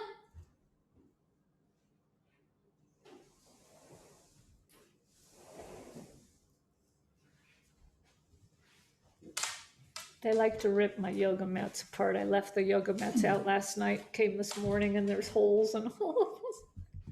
All right, back to chakras. So chakras are interesting because, of course, we've heard that a lot in yoga. We've heard what chakras are, and chakras is basically considered an energy channel. So you've got your Sushumna, which is the main energy channel, your Ida on the left, and the Pingala that they snake around the Sushumna, and on the way are chakras. Chakras, they call energy centers of the body. What they really are in science is it's your endocrine system. We don't think about that, but each chakra relates to your endocrine system. And lots and lots of things. I've got this wonderful, you can get these charts that have everything on them, right? And I have actually in your Dropbox a chart, which is one of my favorites. So first off, what I want to do though first is play with, one way that I use these is to play with vibration in the body. So if I tell someone, wow, can you really feel that low note deep in your body? Working with someone, I will often get this. Huh? What? They don't know what I'm talking about. So if I take my tuning fork, and I do this in classes, I do a class at a community college, and I do all sorts of classes, and they love it when I get the tuning forks out. So what I'll do is I will take the tuning fork, and we will use the sound zo. You will imagine you're a big long tube, and you're going to come all the way down to your belly, or you can think of going down your spine. But what I'll do is I will put the tuning fork, I'm gonna demonstrate, I'm gonna hit it, or you can hit it on something, your hand, use your activator. I'm gonna hit it, and then I'm gonna put it on my belly, which is about your second chakra. I'll put it on the belly, and I'll tell someone, do you feel the vibration? And they'll say, yeah, I feel the vibration. And then I'll say, can you take your voice with the sound zo, so, and bring it down so that zo sound comes into your body and you match, you feel the vibration. You put the vibration of your voice where the vibration of the tuning fork is. So let's all try that.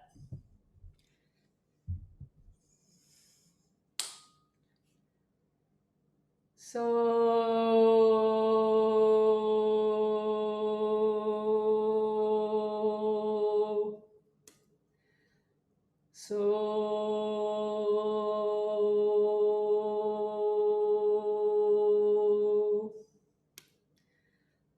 so,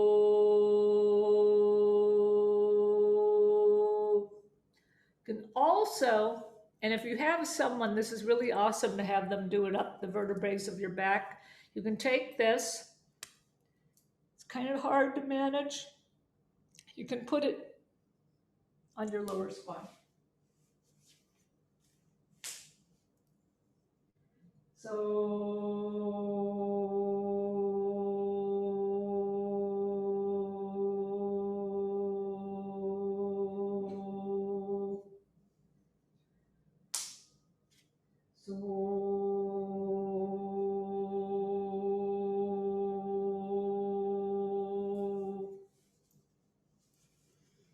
Pretty cool.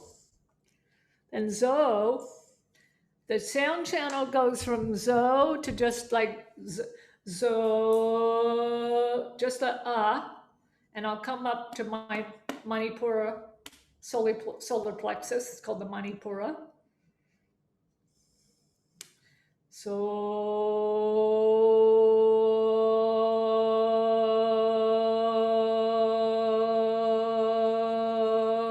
I'm going to try to join my voice here, right? So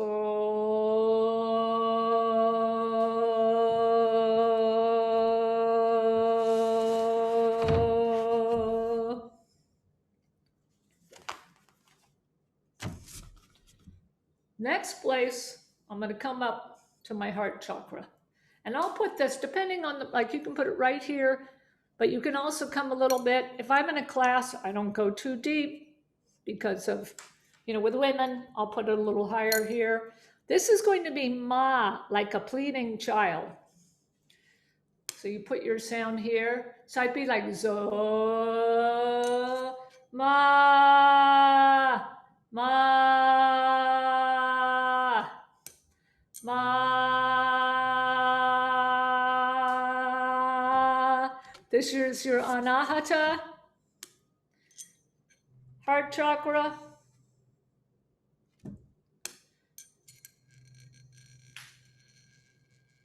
Make sound. Ma.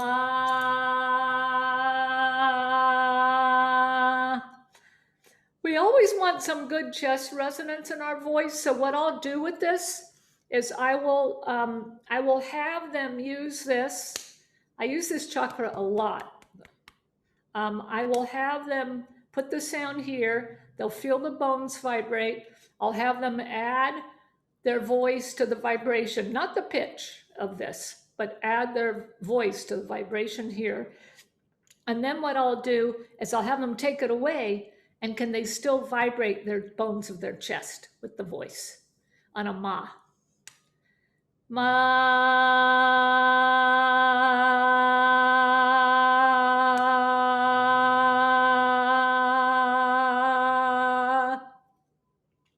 Can they keep that vibration? Do you guys feel that?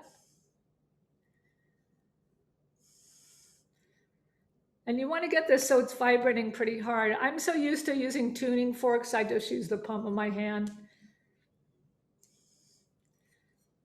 Guys, all feel that? Give me a nod or something.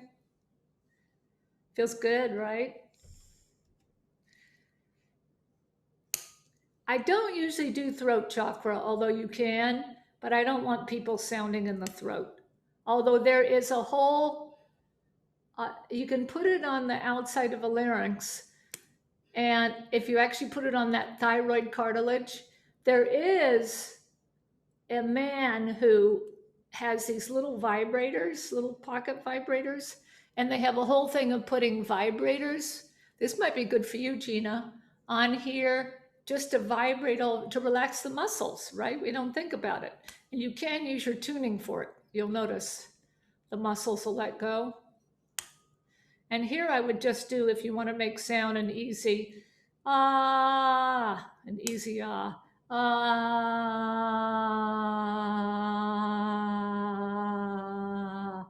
Feels quite good actually.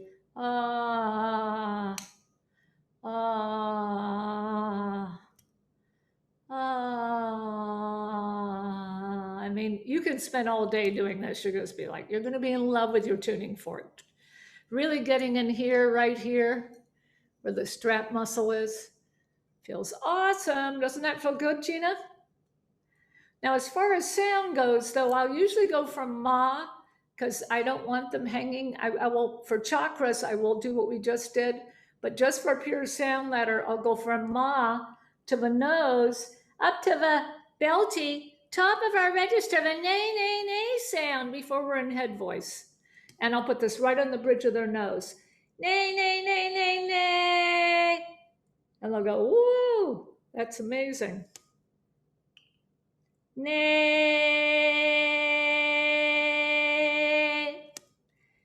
nay, nay. And then in my sound letter, the next place that I will hit will be the third eye. And this is woo, woo, woo. Woo, woo, woo. Woo, woo, woo. And then crown chakra is the very top of the head. Woo, that's your whoop. Woo,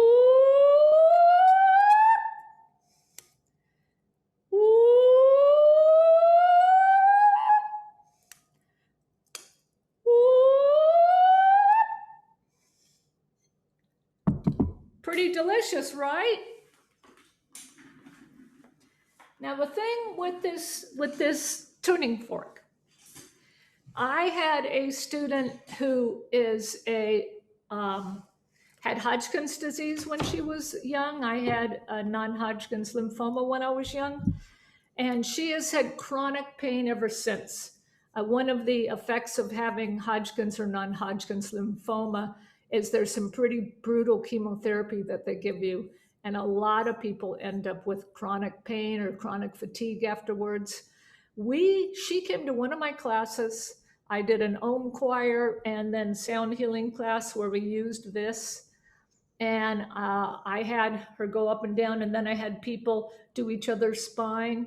And afterwards, she looked at me and she said, I'm pain-free. First time in her life since she was like 19. I'm pain-free. What had just happened? So this can be really powerful stuff. Why this particular C and C sharp? This frequency, and there's two thoughts. C sharp is where the topless are tuned, and C sharp is supposed to be a very cosmic pitch. And then the other thought is C is also a very cosmic pitch. The Masons and Mozart, for example, he ended many of his symphonies and pieces of music, he would end in C, because C is the light in certain mystical things. And then in other mystical things, C sharp is the light. Bunch of friends went to a sound healing conference and they texted me and they said, it's all about C sharp. It's all about C sharp. So C and C sharp are very special frequencies. I just happen to be drawn to these frequencies because I found that for using the tuning fork as a vibrating tool, I found that these vibrated the most on my body, the C and the C sharp. So it was just completely accidental on my part. And then I found out, oh, wow, isn't that interesting? For some reason, I get the most bang for my buck, if you like to say. I get the most vibration from these. And why I like to use these is we as singers and sounders have experienced sound in our body. But if you're trying to teach someone to have more chest resonance, for example, often people will come to me, men and women, who speak too high. They're usually speaking on their optimum pitch. They just have no body resonance. So if I just talk in my face, this, a lot of people talk like this. This is my, in voiceover, we call this my sexy baby voice. If I just talk here, I'm only using my resonance here. And if I want to get loud, and you can try this as I'm doing this, to everybody do sexy baby voice. It's very cut off from your body. If you want to get loud, you have to come nasal and forward. And I have some Oh my God, I have a Brooklyn friend who does that all the time. And I'm like, oh my God, if we go out to eat with her, I'm like, oh, girlfriend, you got to stop. It just drives me absolutely nuts. The forward nasal, it's so piercing, but it works, right? When we're really, really forward, like when I call my little elf voice, that nasal sound, really what we're doing is that little tube I showed you, the aryepiglottic tube above the vocal cords, we're squeezing that. That's being narrowed. So a lot of the things that we do in which feel like they're in our resonators aren't really. And that's also called twang. I'm an O'Callahan from a Rio Grande. If you feel my nose, there's no air coming out. Try that, just be twang, twang, twang, twang, twang. Used in music a lot. Creates power, right? Creates volume. But sometimes we want some body resonance. So if I'm talking like this, if I take this tuning fork and I'll say, all right, do you feel those vibrations? Yes, I do. Whoa, okay. So I'm going to talk, let's see. I'm going to talk on C only in my head. Hi, I'm a lady. I wouldn't drop my voice into my body. How mannish, right? So I'm talking here. Now I'm going to talk on that same pitch, adding my chest resonance. Now, let's see. Now I'm going to add more body resonance. And now I'm going to add my tailbone, and it like this note is exactly the same as this note on the piano, right? So tuning forks are great to get people aware of vibrating their bones. It's a great tool to make resonant shifts. And I want to quickly, I need a whole day just for this. All right, chakras.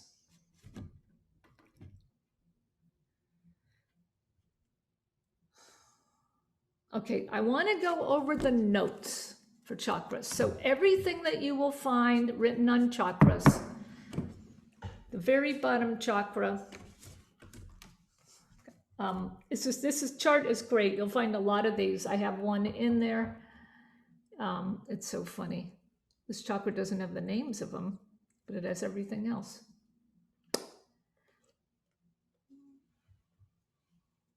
Your Muladhara chakra is your base chakra. And that's at it's at what we call the perineum, which is the space between the anus and the genitals. That's where that is. That's your root chakra. That's earth. And it's got red is usually the color that goes with it. I have a beautiful in your Dropbox meditation that you can lead with people with this, which is wonderful. Your next one, your Svadhisthana chakra is right in here, right? That chakra is usually associated with your genitals. It's orange. And these all are related also to organs in your body. This is creativity. It's got a lot of meanings. It's creativity. Next one is the Manipura, which is a big one that I love. This is the solar plexus. This is yellow. This is right here. This is your personal power. So what I love is when we do voice work, we learn to engage our personal power and our creativity, right?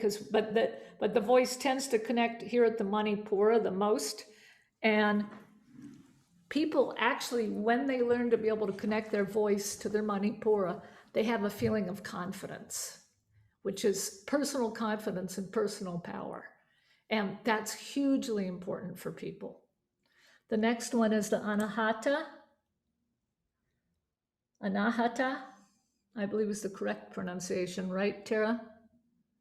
Anahata, yeah. Sorry, for years people were saying Anahata, and it's not right. It's Anahata. This is your heart chakra. And we know what that means, right? Our passion, our love, our caring, our openness. Our next chakra is the throat chakra, right? Vishuddha chakra. Personal expression, right? Our voice. And our voice is connected with our personal power hugely. The next chakra is our third eye chakra, Ajna chakra. Now we are getting into our spirituality, our thoughts, our telepathy, our clairvoyance. And then the crown chakra, Sahasrara, the crown chakra is our spirituality, our illumination, inner knowledge. It's a whole bunch of things. This chart is just way too complicated, actually. And then from the bottom,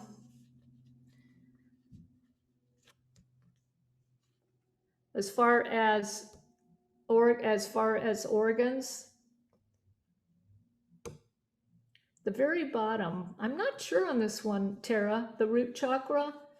It just tells me the reproductive system, but it doesn't tell me. The next one up is your adrenals. And then above that, so your second chakra is your adrenals, the one in the belly. Third chakra, the solar plexus, is your pancreas. Then coming up from there, the heart chakra is your thymus. Throat chakra is your thyroid, right? This is your pituitary and your hypothalamus. And then the top chakra is your pineal gland. So if these are all in alignment, your voice is working great. And I want to go over quickly something about these chakras that's really important. So anytime you go to a chakra chanting thing, they will start on C. And these are the words in the bottom. So write these down if you don't have them. I do have a chart in there with you for everything, and this is all on a chart inside, but right now we're going to chant these. Lam first, then we're going to chant Vam, Ram, Yam, Ham, Om, and just a an NG. Now this is where it gets interesting. I've been to a bunch of these things and everybody starts on C. And they chant Lam. And I'm supposed to feel that in my root chakra. So everybody do that. Ladies, men. It's down here for men. Lam.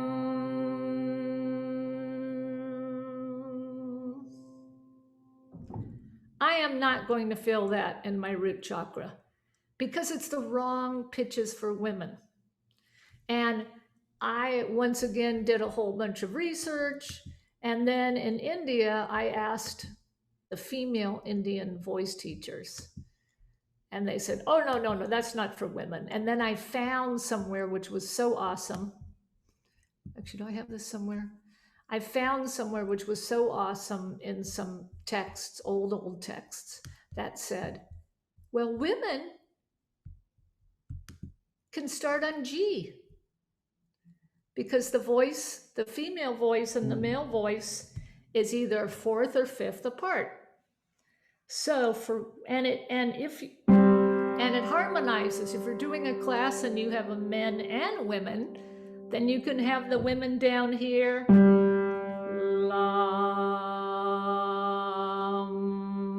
You're going to feel that deeper in your body. Doesn't that work now?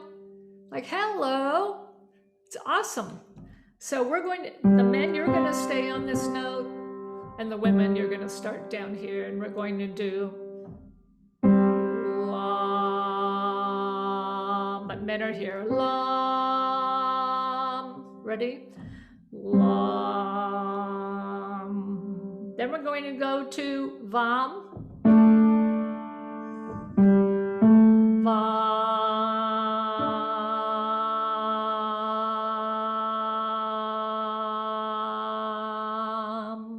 That's your second chakra.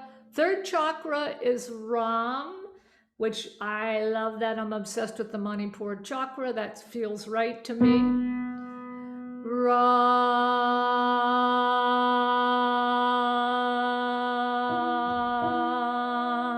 The guys are up here. Unless you're a tenor, you can sing with us.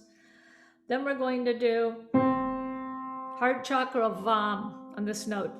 Vam.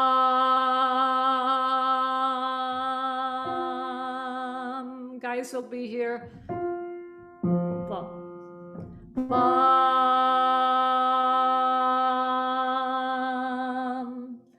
And when we get to the throat chakra, which is in your throat, but you're gently going to chant on Ham. And why throat? Because there's a little aspirated H, which helps you be a little bit in your throat. Ham.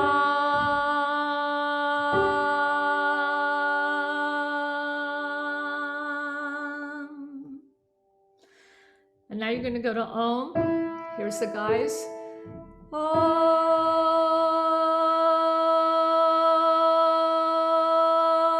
And you're in your third eye.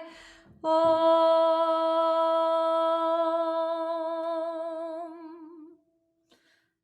Crown chakra, you're just a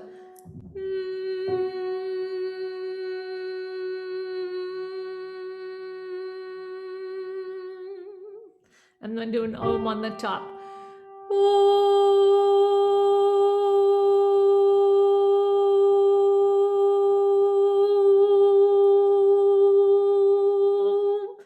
Which that's an extra chakra somewhat outside your head. Does that feel better, women? Right? Are you just going up the scale then? Yeah, it's just up the scale. Okay. And for men as well in C. Yep. And that is actually a raga. There's a raga that corresponds to our major scale. Do you remember the name of that raga, Terra? I think it's bra something. I can find it. Okay. That's a flash through chakras much faster than I'd like, but the most important thing was that research that I found that women can be on different pitches. It's totally okay with the old yogis that women start on G and just go up the scale. And then men they start on C. And then if you're a wonderful pianist, you can make a whole beautiful thing out of it, you know, where you're in fourths. We're in fourths here. So men start on, that's a fourth, what we call perfect fourth in music. It harmonizes. Well, maybe not there, but. Yes, Dorothy. I think you already answered my question. I was wondering if it was actually the G scale, but it's the G scale. Yeah, it's the G scale. And then you'll feel it where you're supposed to feel it in your body. That was always a thing for me. I'd be like up here, you know, la. A C is heart chakra for me. Ron, hit it. Sing a C for sing this C for us. Ron, unmute and sing this. He can't unmute. Brian, you try it. Unmute and sing this note. Okay. He's all stoned from chakra meditating. La. Just a little lower. La. La. Different resonance completely, right? Yeah, Do you feel that deep in your body? I do. Yeah, going towards belly. Yeah. Yeah. Whereas for us, it's going to be up in our chest. We can try, I mean, but it's just not going to be there because of the frequencies of the pitch. All right, I know I blasted through that. Yes, Natalie? Sorry, just a question about the tuning fork. The one I have is 136.1. That's C sharp. Yeah.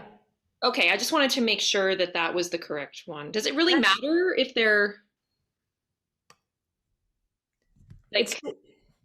Yeah, because they vibrate differently. Like this one, this is a different pitch. Yeah. So either one is fine, though. C or C sharp doesn't matter. C sharp are the cosmic tuning forks to get. If you want to be on the cosmic Wi-Fi, you get those. Yes, Michelka. So sometimes I've done cacao ceremonies and different kind of ceremonies where we pass around tuning forks, and I have both of them, and I wondered, like, if one person is sitting next to one person that it has the C and another person has the C sharp, and they're vibrating at those frequencies, is it somehow disharmonious? That makes sense. That depends on your point of view. It is a minor second, which I love minor seconds. But it depends on if you like it or not. Yeah. So minor seconds, these type of intervals in music are used to create tension. Not necessarily bad tension, just a little like, ooh, that's why Jaws is always. Any scary move? Right? That's what you have in scary movies. They always use that minor second. Major second is dissonant, but not as dissonant. But honestly, if you have two next to each other, I don't know what they're going to hear them. Like, because you can't really hear this. Oh, also I want to say, don't put these to your ears. No closer than this. Not good for your hearing. Right? A lot of people like to take tuning forks and stick them really close to your ears. It's not good for your ears. I did that once, and a sound engineer looked at me and he said, don't do that. It's going to ruin your ears. You might get tinnitus. So, but for the body, they're amazing. Now, I go over my whole body. A place of injury is a place of dis-ease, meaning it's not happy. It often doesn't have vibration in it. And putting tuning forks on places that you're trying to heal brings vibration into that part of the body. And vibration coming into the cells and into the organs is what brings blood stimulation and healing. And also it lets your brain know, oh, let's send some healing there. We need to send healing there. So these are amazing. And in my next course that I do, Terra, who's an acupuncturist, she has a whole thing that we do where we go over acupuncture points with the tuning forks, right, Terra? Yep. Yeah, and it is, oh my God, like there's a place on the bottom of the foot that's just so amazing to put your tuning fork, right? I have one student who drew on her foot where it is. Is that the spot? Mm-hmm. Right there. If you press it, it'll be a little tender. You mean they didn't tattoo it? Yes, remember the one student like drew it with a Sharpie in the bottom of her foot, the spot? Yeah, we do that a lot too, and when we're training teachers in acupuncture points. Yeah. So we do a course all on that with the tuning forks, which I can let you know about in the future. All right, we are moving on. So we've got a lot to cover. That was speed chakras. Now, in your Dropbox, I have a chakra meditation that I do with people that's amazing. I've got the note. I've got a little something about it. I've got an affirmation that goes with it. And what you do, and I have what each chakra looks like, and you have them spin that chakra. It talks about it. You spin it, have them spin each one clockwise, and talk about something that will send people much better than doing drugs into outer space. I'm glad Michael's recording because I haven't been didn't record any of that, Tara. Oh, are you sure? Yeah, now I just turned on recording.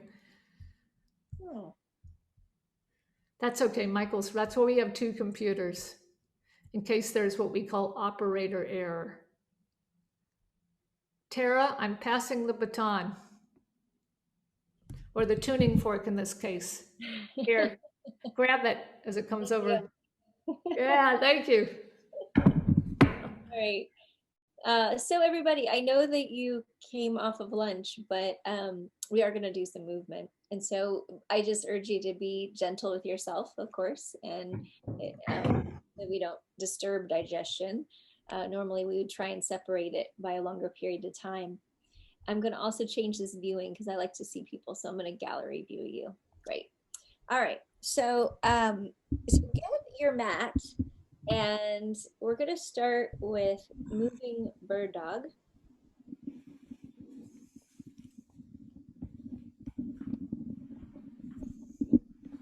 Looks like we have to move pets.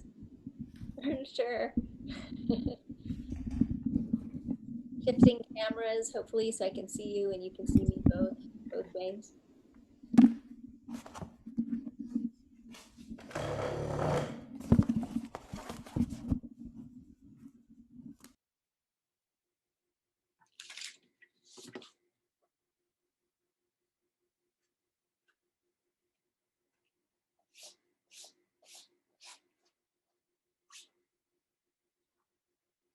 So as we've done before, as we did yesterday, we're going to have Heather guide us through sounding once we're in these postures. And I just always want to remind you that modifying to make it suit your body is always the right idea. So placing a blanket under your knees is great. Spreading all your fingers so your wrists are under your shoulders. You know, coming into all fours here. Then we're going to reach out with our left leg and right arm. And on an exhale, you can curl in. When you inhale, you reach out. And you exhale as you curl in. And because we're going to do this on both sides, and we're going to work with sound, I'm going to urge you to not stay on one side too long. So that was 3. And I'm just going to have you go right to the other side. Left arm, right leg. And then you exhale and you curl it in. You inhale as you reach out. And you exhale and curl in. And so stay with one side or shift. You know, I would say shifting every 3 or every 5 is a good idea with this, so that we're not overly fatiguing our wrists at all, or the knees even. And then Heather, what sounding would you like us to work with for this?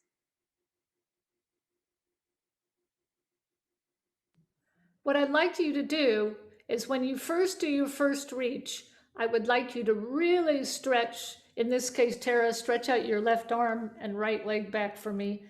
Really stretch for a moment, and can you feel a stretch where the arm comes out and the back goes the other way, where you're tractioning your spine a little bit while going just on a wah. Wah. Little higher pitch, Tara. Wah. Yeah, so that would be more optimum for her. And then when she comes in, she's going to breathe. So you're just going to use a wah. We're getting to the spiral line of the body. Remember the spiral anatomy line? Comes from your arm, comes across, and goes out the other leg. Wah.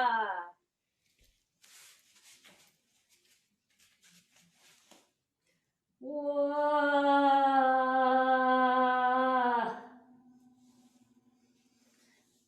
Wah.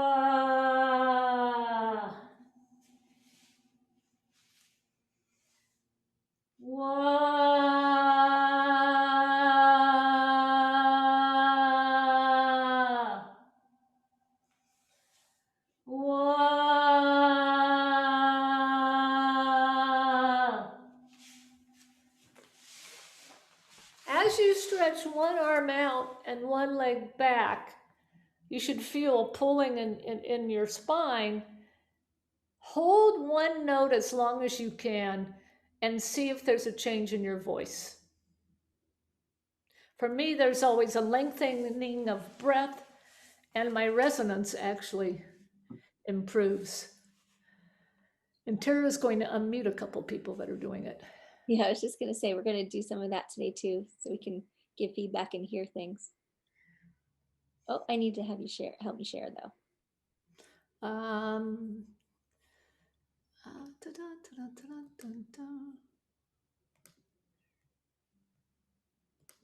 There.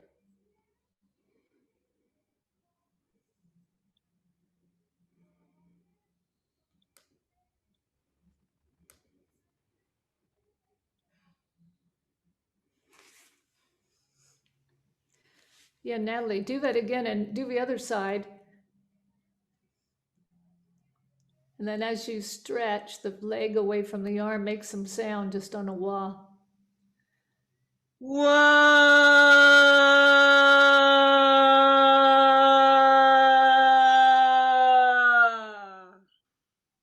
Yeah. Do the other side and go as long as you can on one breath.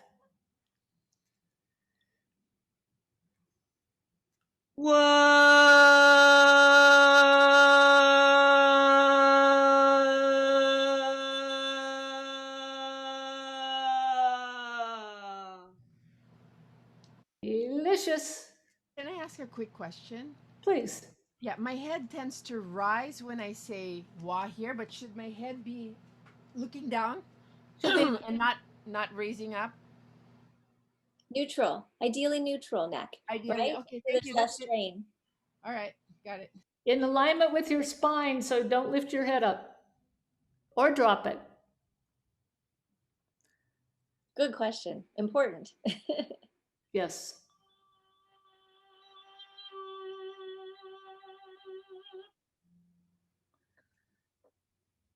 And Samina, just do a call like you're doing taxi. Just try a regular call. Try a regular call like taxi.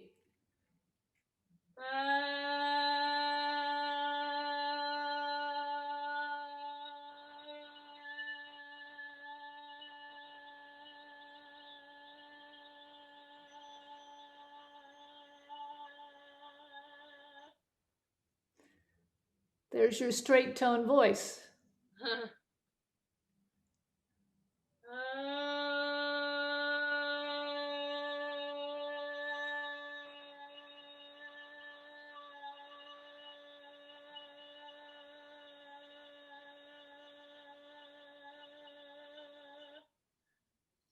Woo, that's some breath control.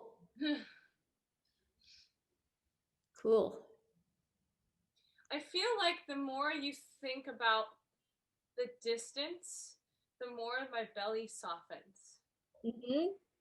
Yeah. Like before, like when I inhale. You mean the more you stretch out your limbs Yeah. and extend your spine? Yeah. But is that uncomfortable, or how does that feel when it softens a little bit for you? No, it feels good. It's like Great. Yeah. it's gentle. Yeah, good. Yeah. I noticed that too and like it as well. Feels good to me too. I wonder if other people are noticing that as well.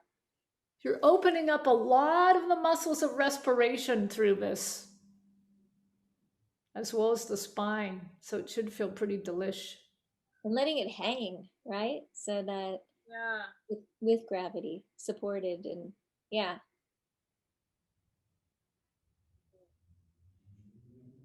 Let's see here.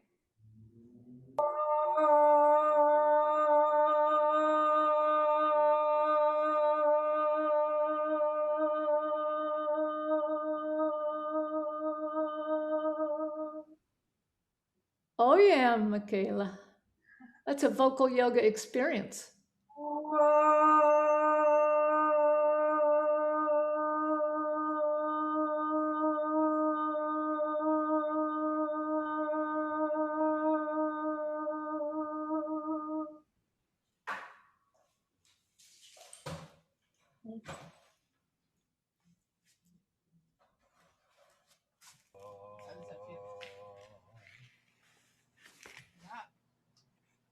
The joy of having two in one room there, Joyce and Ron, is that you get to do the tuning fork anytime.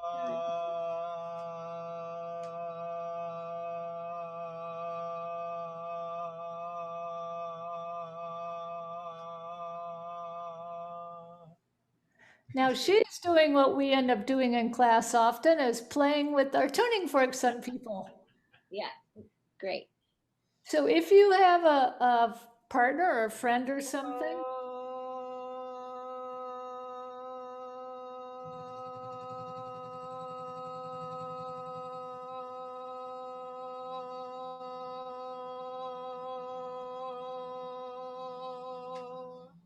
Nice. Ron, that was nice. Did you start to feel a tone happen in your voice that was rich, really rich? Yeah, especially with the lower ones. Yeah. That's what I call the golden tone. The golden tone that we all have that can emerge from our body. That's just easy and rich with overtones. And free. And free, yes. How do you feel, Ron? You were saying you. No, it's usually my lower voice.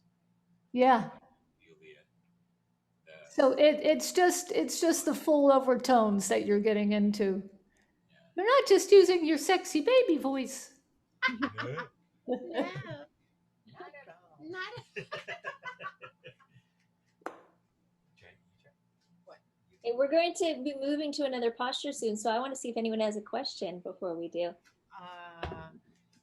Oh, yeah, Joy. Actually, earlier with the tuning forks, I was just wondering, how come I feel it strong in some areas, and in some areas I can hardly feel the tuning fork?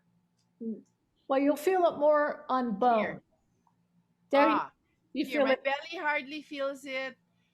The solar plexus not so much. The chest is super strong. The nose is so. Forehead super strong, and up here is strong. But I don't know why my belly and my solar plexus. That's normal. That's normal. It should be less on your belly and your solar plexus because you're not on bone, right? Okay. It'll be more gentle. Once you're on bone, it gets quite strong. All right. Part of it is that, but I will say too that we experience the same thing with needles in certain locations when there's a little more less, oftentimes less chi flow or prana flow in an area. So that is a sign that it's a good idea to also spend some attention there, to encourage that free flow. Yeah, I was wondering about that, Tara, because the nose is usually really strong, but it's not that strong in your nose. The vibration? No. Do you have sinus issues? Not right now, but sometimes I feel it. But I really feel it here. This is actually usually the strongest for people, so that's interesting. Me here, really strong in the forehead, really strong. But the nose, really weird. I expected it to be strong, but I don't know, my nose. It's interesting. But I do have sinus problems, but just not right now. Well, you may have some inflammation in here, but you're not even aware of. Possibly. Yeah, when there's inflammation, interestingly, sometimes it doesn't make people more sensitive. It can actually create more numbing as well. So, and a lot of people tend to have more inflammation around the gut. So that is an area, or certain areas where we have. I have a lot of gut, so maybe. Well, I'm a gutsy girl. So. Okay. Thank you, Lemon, for telling us. Well, so it's just, so it is good to work with these and to increase the circulation and the vibration. For sure. Okay, I want to keep this moving forward because we won't have time if we don't. So let's see. We have much to cover. Seated twist. So I like to teach this being somewhat elevated on an edge of a blanket, or there's yoga pillows as well, but I like to use the kind of yoga type blanket. And seated twist. We start.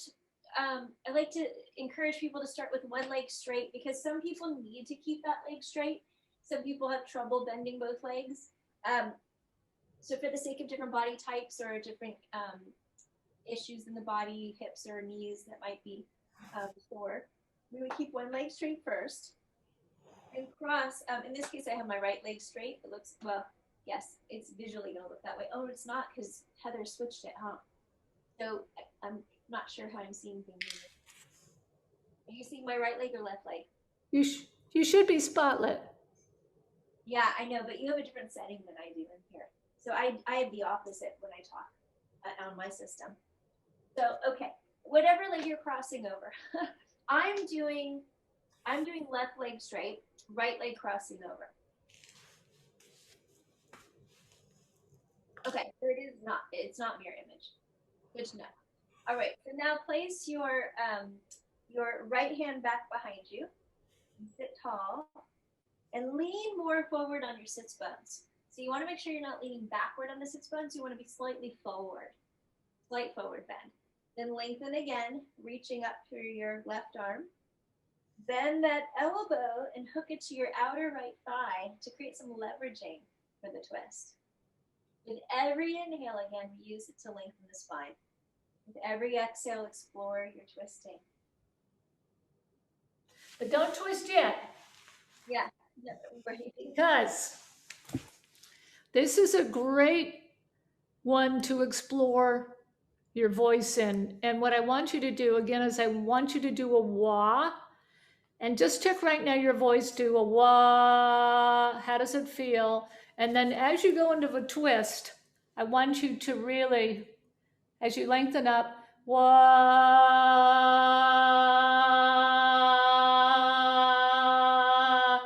You should feel your voice change and hold your breath, go on your breath as long as you can and see if your breath changes.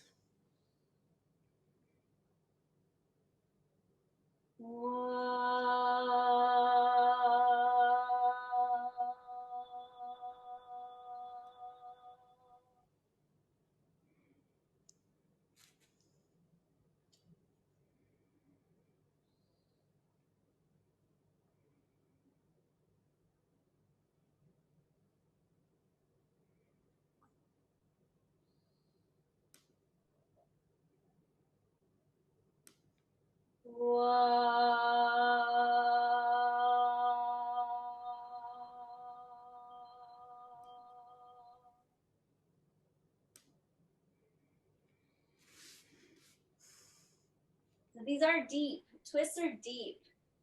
And I'm just going to watch and observe and see if I can support anyone in the posture.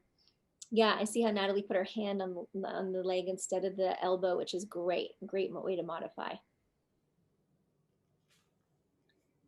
Yeah, so we use whatever our body needs in the right way for us.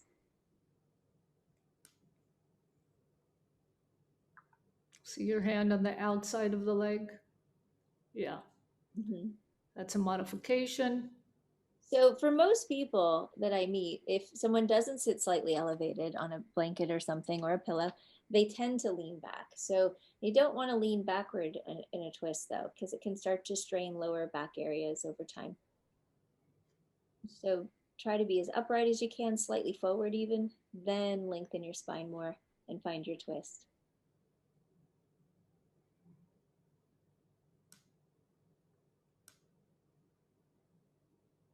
And you're turning into it, twisting, sounding. We probably should go to the other side. Absolutely. Remember to transition slowly. And notice if one side feels freer than the other, not abnormal.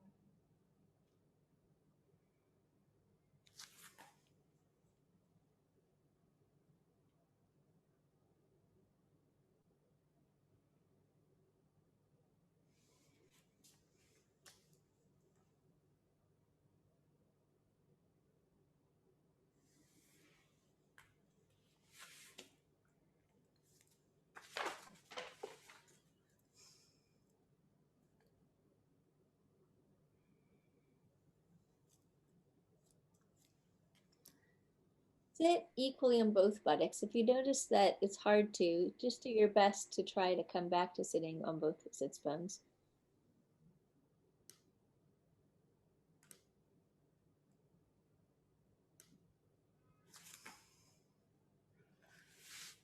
And also, you don't have to turn your head. If you feel tension in your neck, don't turn your head. I have a neck thing, so I always keep my neck in alignment with my spine.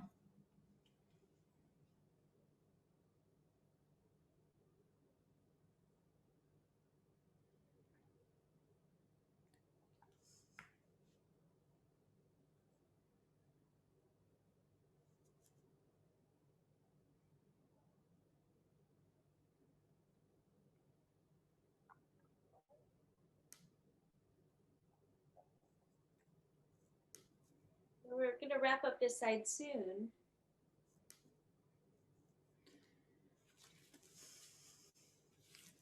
And you can also do this just as an easy seated twist. Just take your left hand, move it about. It's nice to lift the arm and stretch the arm first and come down into a twist and then lift up.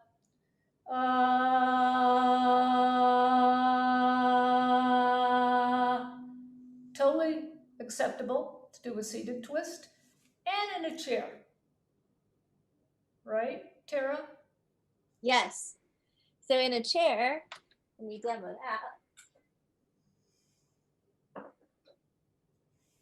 The chair, you can be seated and then do a very gentle hand crossing to the opposite knee with the other hand at the back of the chair. You could also go to the outer thigh instead of the knee, because in general, it's nice to not put too much pressure on the joints. So if you're on the outer leg muscle, that's even better.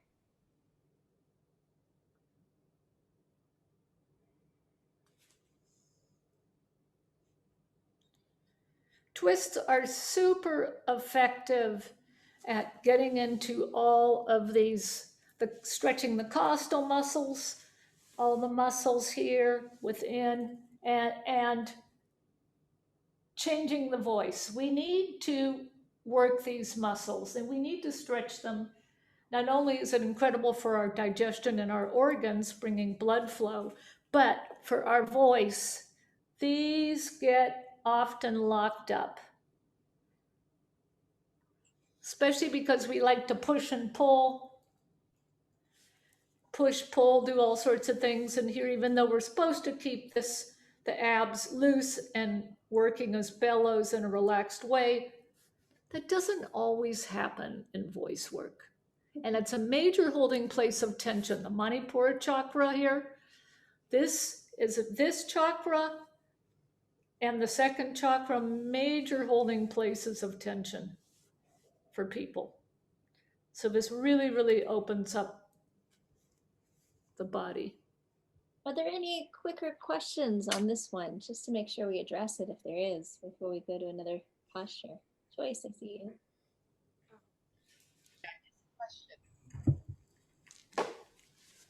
Can you speak up? I can't hear you.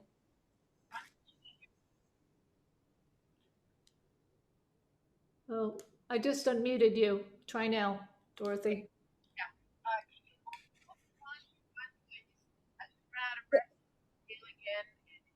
Can you hear me? Not well enough, no. Hello, can you hear us now? Much better. Okay, yeah. Can you just like hold the twist and maybe when you run out of air, you breathe again and just keep on saying wah, and just when you run out of, kind of like Ashtanga, where you instead of taking 5 breaths for that one pose, you do 5 wahs. Is that okay? Or that's okay? Yeah, it's a nice idea.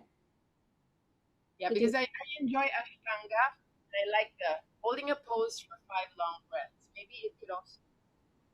I would do 5 wahs. I do like to come out just a little bit though to breathe and then go into it.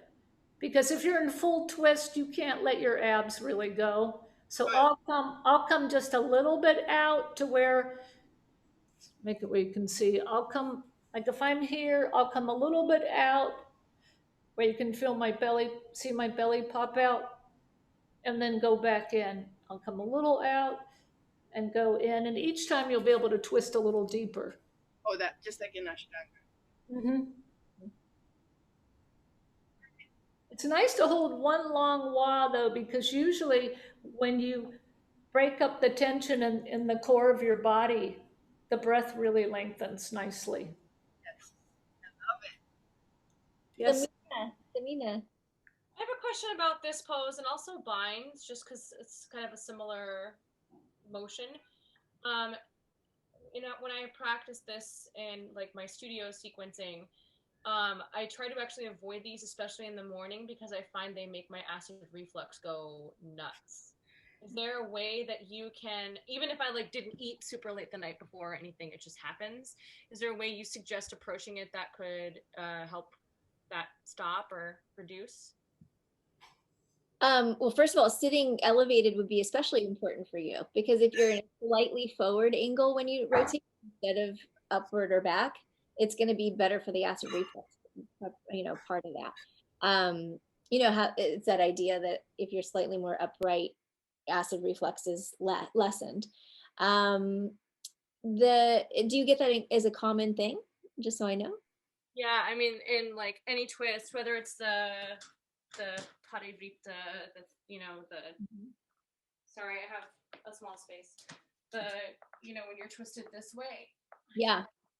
So part of that right. So part of that in the considerations is how much is getting pressed upon, right? So in the pose you just showed us, there's a lot of pressure of your belly against your thigh and your esophageal area. It's all getting compressed quite a bit. So if any way you can twist with less compression, it would be great in that way. And actually, we'll end up doing a supine twist, and I'll show you a way that we go in and out of it. That might be helpful as an alternative.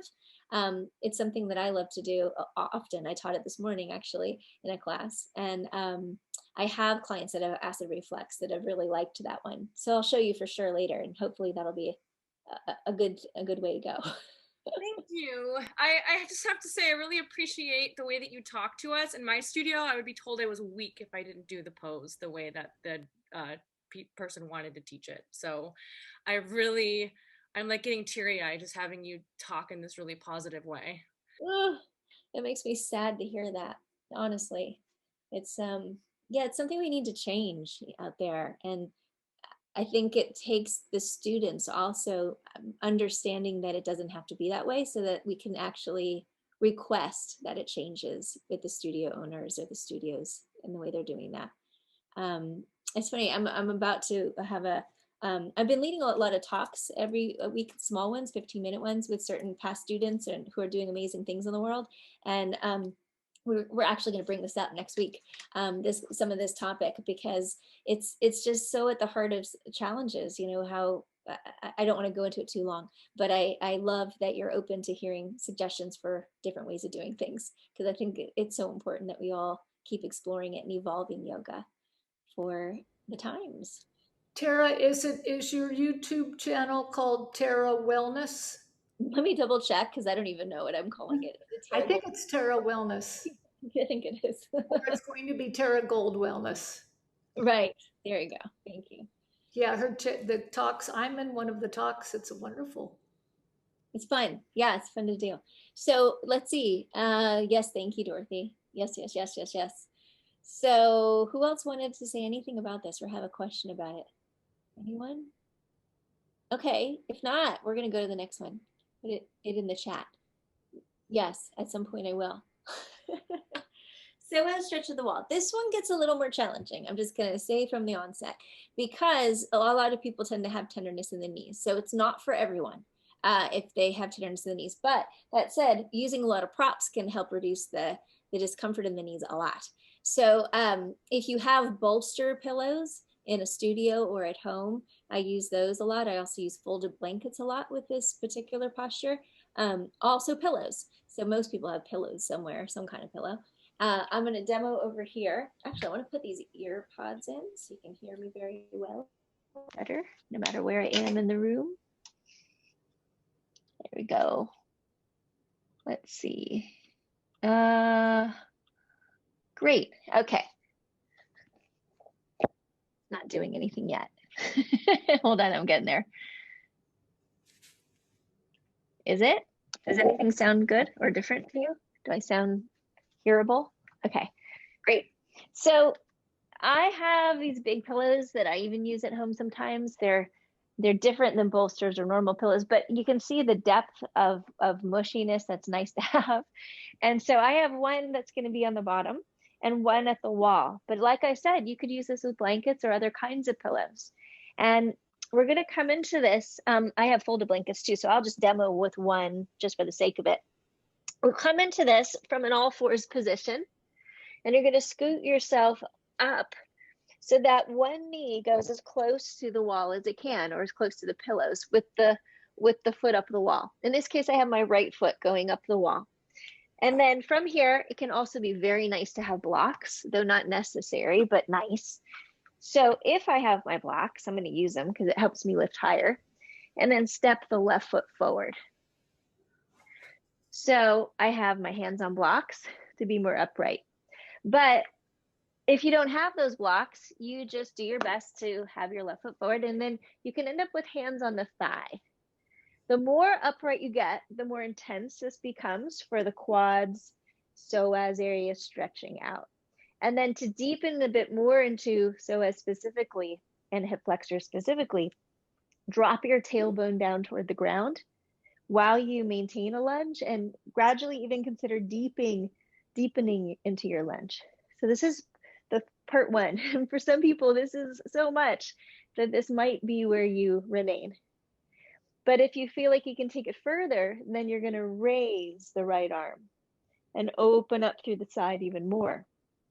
And this is where we can get really deep with the sounding. So where is Heather? Is she still here? I'm having trouble seeing her. I'm doing it. There you are. Ah, got you. Now I see you. I just have to look for the gong or the, yeah. I'm right next to the gong. Okay, Yeah. this actually can hurt. So if it hurts, I really like you to actually do ow. Whatever you do, that might hurt. And I want you to send that ow right into your psoas muscle. Ow. Ow. Right, so you can hear me, but I'm going to also say, before you go deep into this, I want to show you how to safely get out of it, because transitions are how we want to be most careful. You slide the left leg back, then you scoot yourself out, coming forward when you need to come out. But if you're, obviously many of you are just getting into it. So I want to be visibly aware of you getting in and out. And I'm here for you as best as I can be from this view. Yeah, great. So here's something to consider.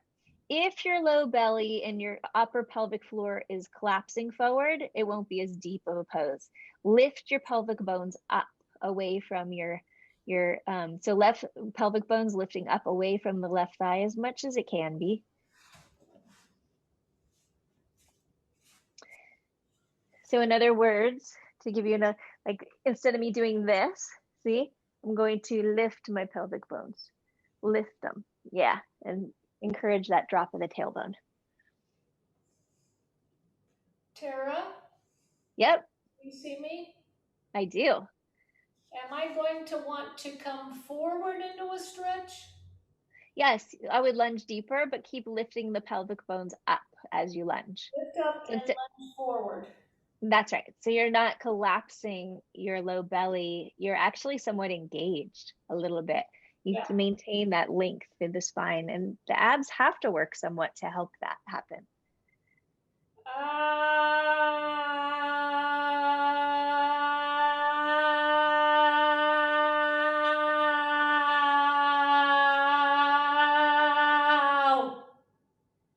So you can explore this upright, which Heather's doing right now, or you can also lean more to the opposite side, to the right side in this case, to get more into the side body. Oh boy. Yeah, it's super intense, very powerful.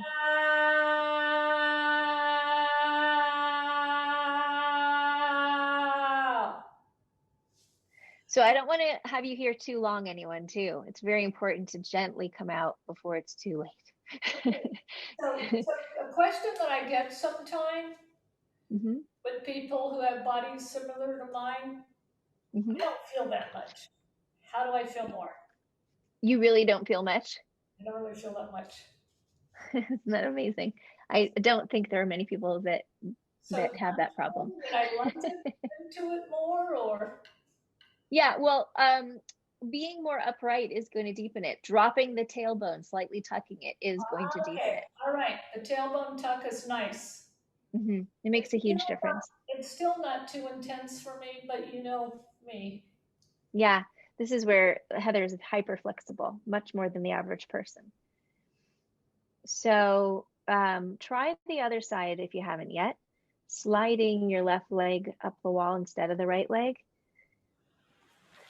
And for some people, the hardest part of this is that their foot cramps, right? A lot of people aren't used to stretching the tops of the feet at this much. So you just go where you can. Maybe you can't go all the way up the wall. Maybe you go toward the wall. I like that I see a lot of props on the ground, so people are giving themselves a lot of mush if possible.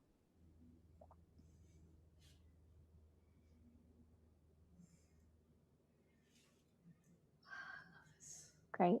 Once you're in it, hands go to the blocks or hands go to the thigh. That might be just deep enough to be right there. Or you raise your the arm up, the same side of the leg stretching, and then stay upright or lean to the opposite side.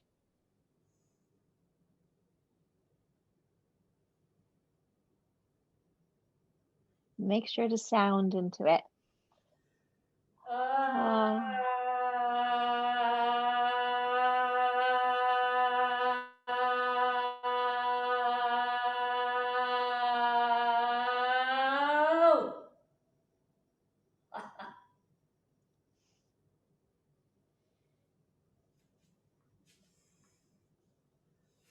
Stay with it just a little longer unless you need to come out. Remember to come out very gently by swinging the front leg back first, then coming forward away from the wall. And I want to encourage you not to tighten the hip flexors right away. So instead of child's pose, just sit upright or lie on your back if you need to, instead of tightening your hip flexors. Because this is a preparation for the pose we're about to do. Not to scare you or anything. It's just good warm up. I wouldn't hug the legs to the chest. I wouldn't do child's pose. I would just maintain a lengthened out psoas on purpose. Any questions before we move to this next pose? Is something like open legs good after that pose? Could be. You don't want to do any forward bending because we just opened yet. Just opening up. That's fine. It's adductor. It's not going to be good or bad. It's just sort of neutral. I would just say anything that's going to keep you lengthening out the quads and the hip flexors instead of tightening them is ideal in this moment. What were you going to say, Samina? I could see you. I was just going to ask, do we need to stick on one pitch for sounding in this pose, or can we do slides? Slides. You can do slides. Just I would really try to keep it a sound that you would make when you're in pain, you know, like, ow.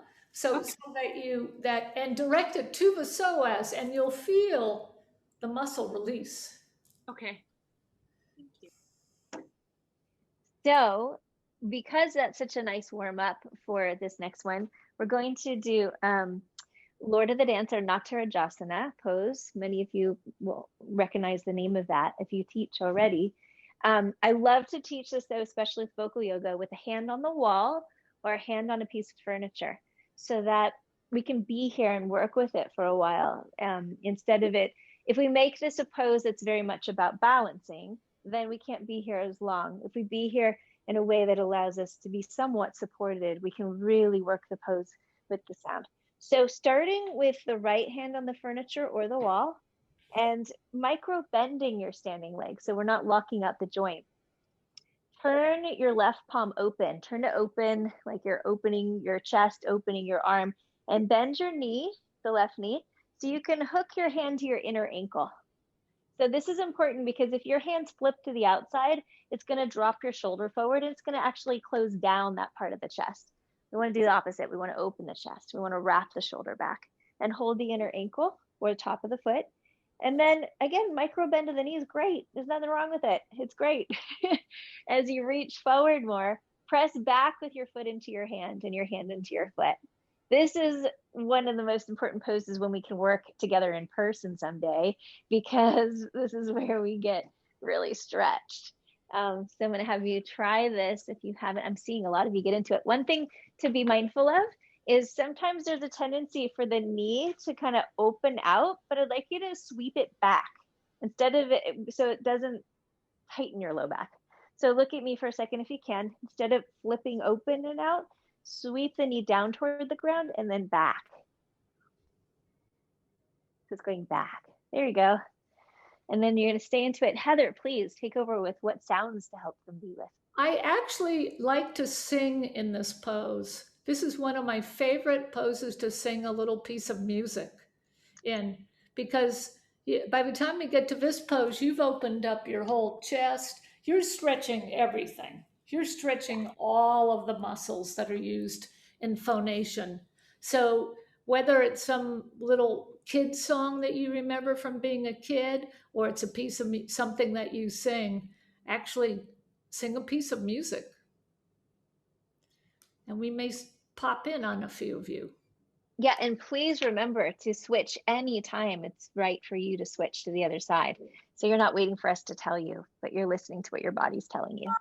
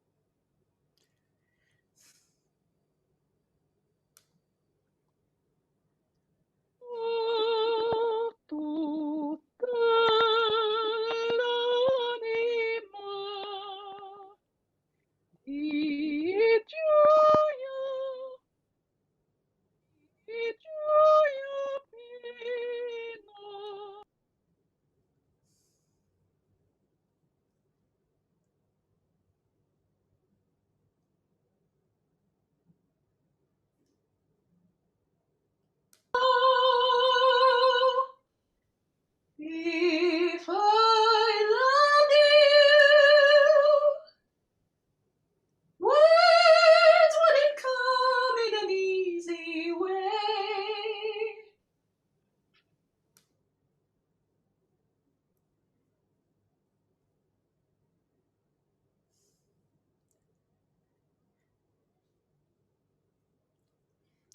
I as well love to hold on. I hold on to my dining room table and do this.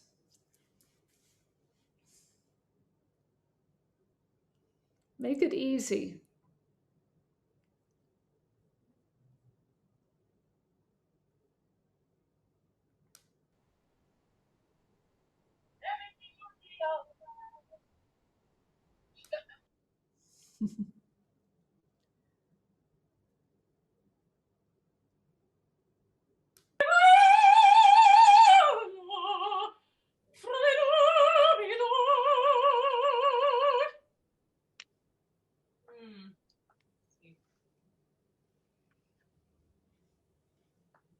This one can get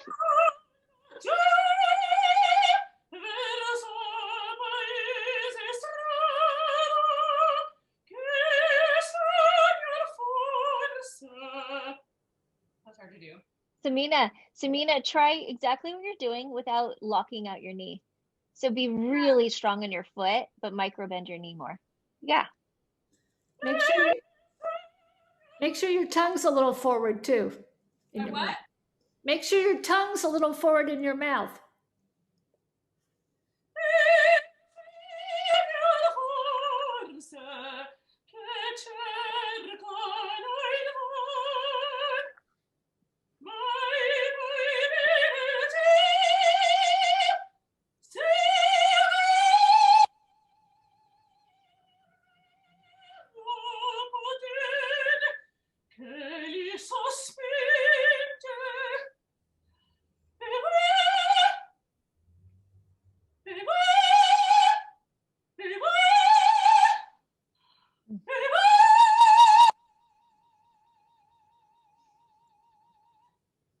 Yeah. Tongue more forward made a huge difference. I don't know if you could feel it. You're Yeah, probably I noticed exhausted. that it wanted to pull back even more, and that's because I was not thinking of lifting the heart to lift the rib cage. Excellent. And when I wasn't lifting the rib cage, I didn't have the right diaphragmatic release to help, because with the fascial chains, knowing that they're connected. Gonna end in your tongue. Yes. Yeah. Nice. Even that just seems like the price of admission. That's right. Just to get that.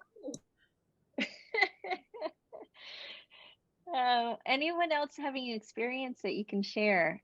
Questions, please, because it's how we can help support you in getting the most out of this. I'm curious how you're doing, Michaela. I like to tune in with you when we can too. How you doing? I'm gonna unmute you. There you go. Doing well. I felt an openness and kind of a nice. I always like stretches where I am able to stretch the psoas and have my arm back because I can really feel the stretch in here.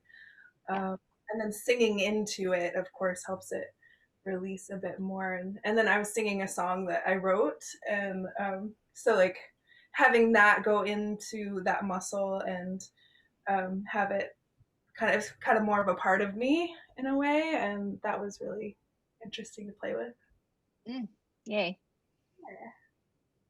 Thank you. Thank you. Anyone else? Yes. Anyone else want to share anything? And we're going to go to the next pose if not. But I see you still exploring. I don't want to push it too fast, but I also don't want you to fatigue because we got plenty more. How you doing, Jenny? Real quick. I saw you lingering in it longer. How you doing, Jenny? Let me unmute you. There. I just was trying and feeling how it feels. I felt like it was difficult to breathe, and I didn't find my back. Usually I find my back, and it was sort of hard to find, and it was like, yeah, I didn't know what's happening and had to try out. But I noticed that I have to lengthen my back more. Mm-hmm. I felt like I'm squeezing my back, sort of. So experiment like we were saying before with Samina too, to microbend your knee more, so it can help you get a little bit more mobility in the low back pelvic region, so that you can maybe find more, if the muscles are too tight, yes, there can be that sense of having trouble finding the back. But if you stabilize strongly through your foot, but then bend the knee more, it could help with releasing some of that tension. Also try the ideas of this pose within the bird dog position, so that you're doing an opposite hand to the foot and you're working it this way too, not just in Natarajasana, right? So if we have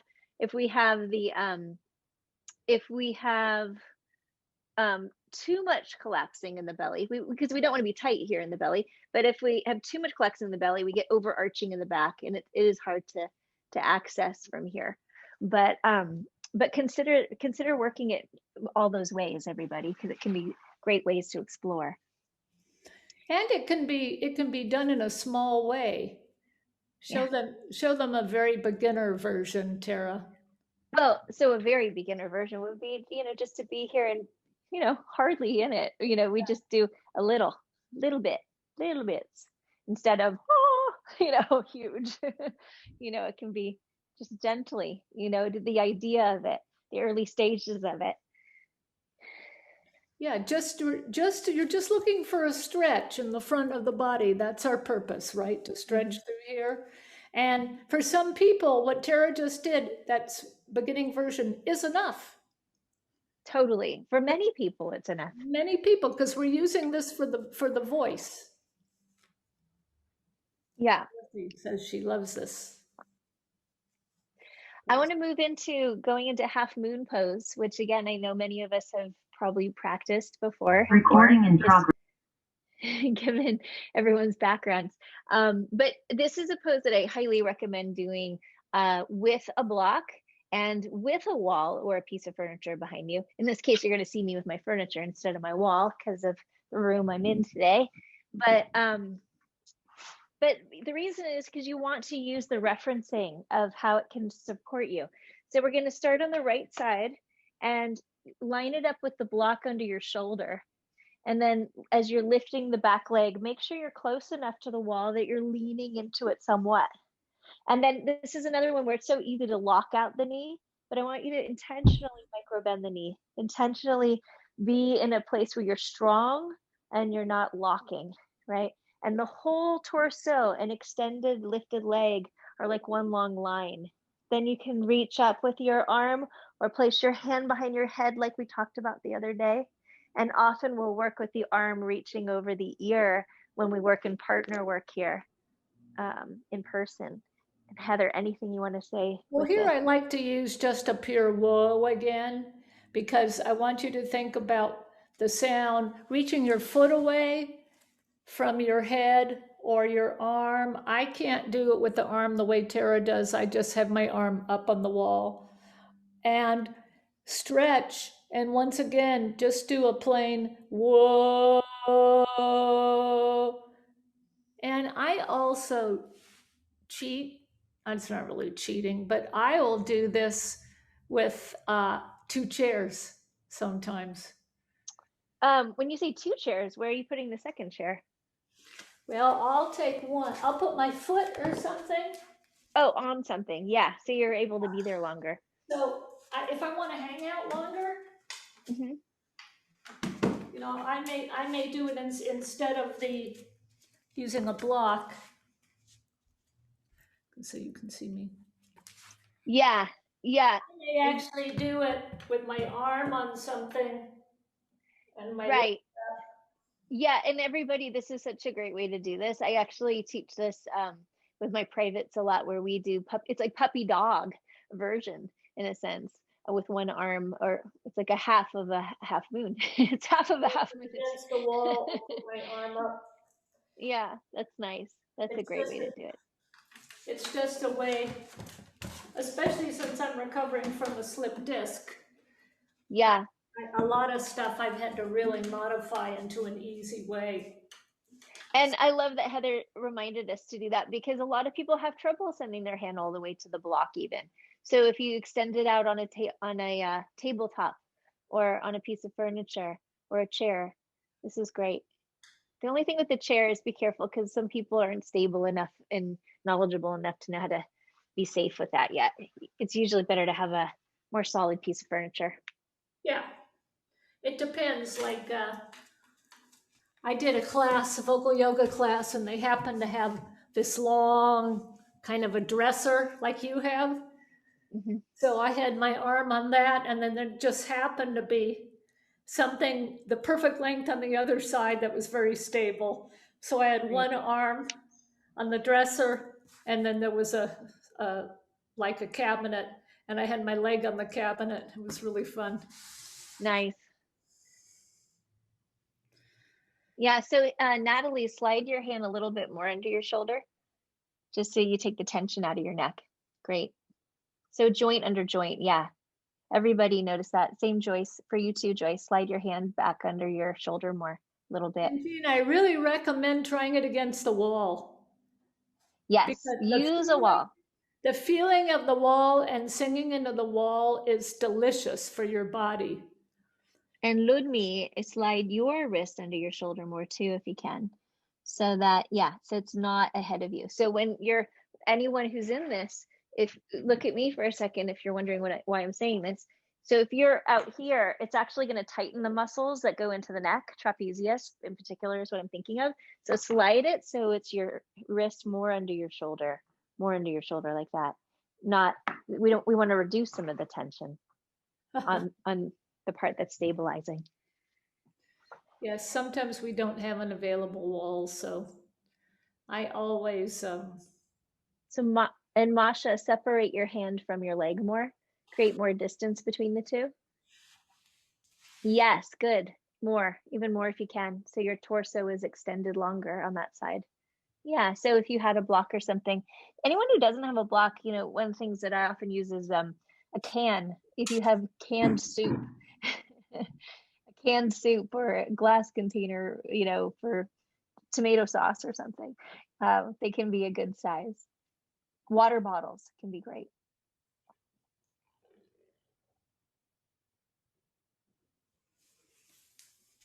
I like to work with Okay. my gong because the height of its stand is actually perfect for a lot of things.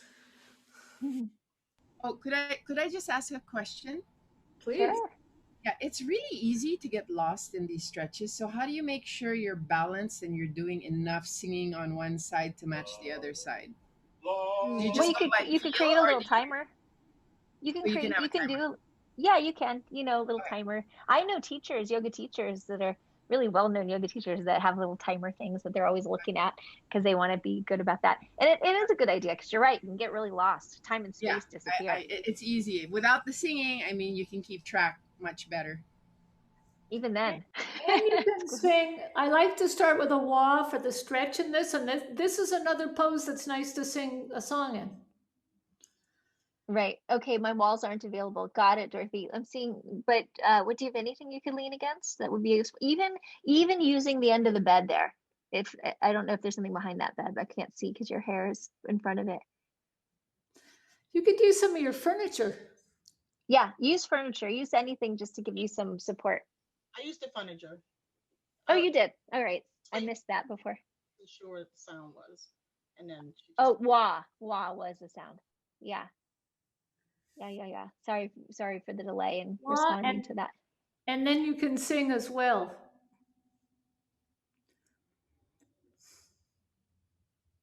And then for anybody that ever wants to get real fancy, you combine Natarajasana with Ardha Chandrasana, which is the pose you're in. So it's called Ekapada Rajakapatasana, where I'm going to just show it for fun. So it's like this, right? So it's sort of a combination of both poses. It's just fun to say, Ekapada Rajakapatasana. That's a mouthful. Mm-hmm.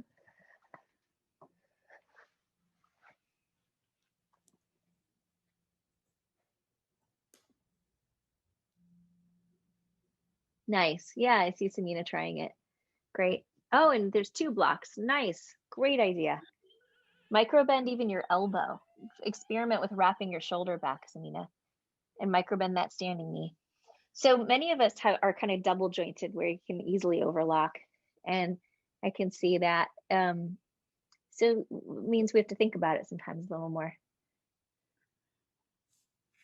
Great. Can you roll your whole back against the wall there? Sing a little song.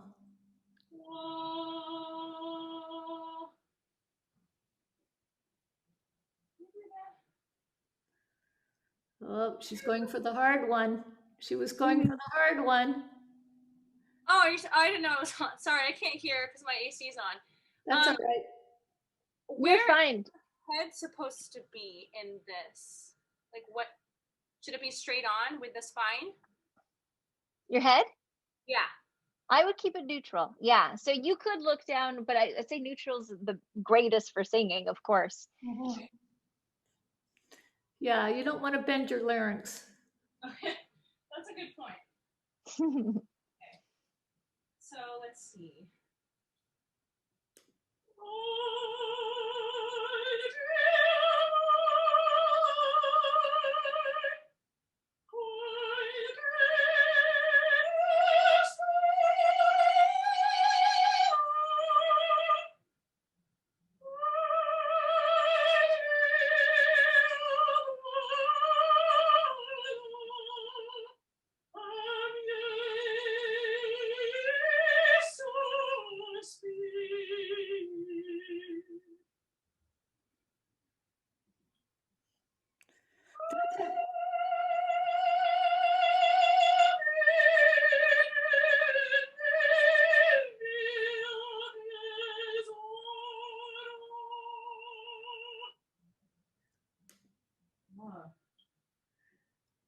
that feel, Samina? Ah. Tongue out. Come down for a second. Yeah. Samina, you can also do some of this stuff with what I call drunk singing, where your tongue is really relaxed and loose, where you're not going to pronounce really well because your tongue is so loose and forward. Okay. This is such a great time to do that too. I remember so many times Heather tell me to do that, and it changes everything. Such a good one. Good thing to do in yoga asana.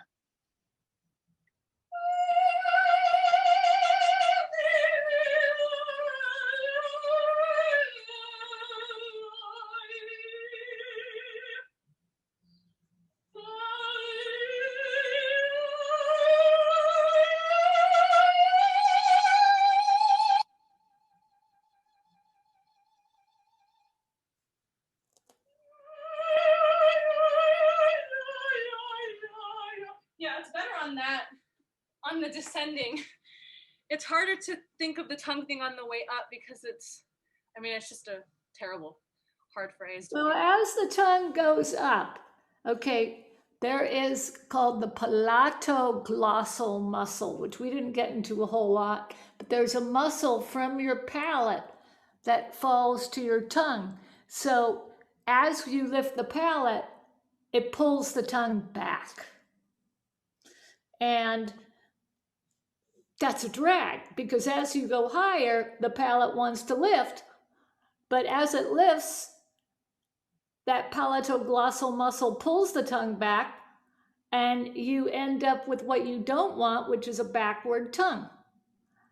So a real practice is to lift the palate and keep the tongue forward, and you will feel a stretch in there. Okay. That's why I like the tongue rolls a lot. But that's a real, especially for classical music, because there's such a palate lift, a real practice is to try to keep the tongue forward. And I even sing things when I sing classical in a tongue roll. Okay. Best with the bottom one. That's a lot easier. This will be harder, but you can sing.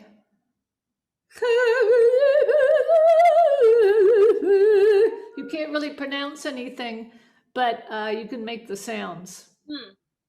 And it trains your tongue to not pull back because your tongue will pull back. Palate goes up, tongue goes back. That's how we're designed.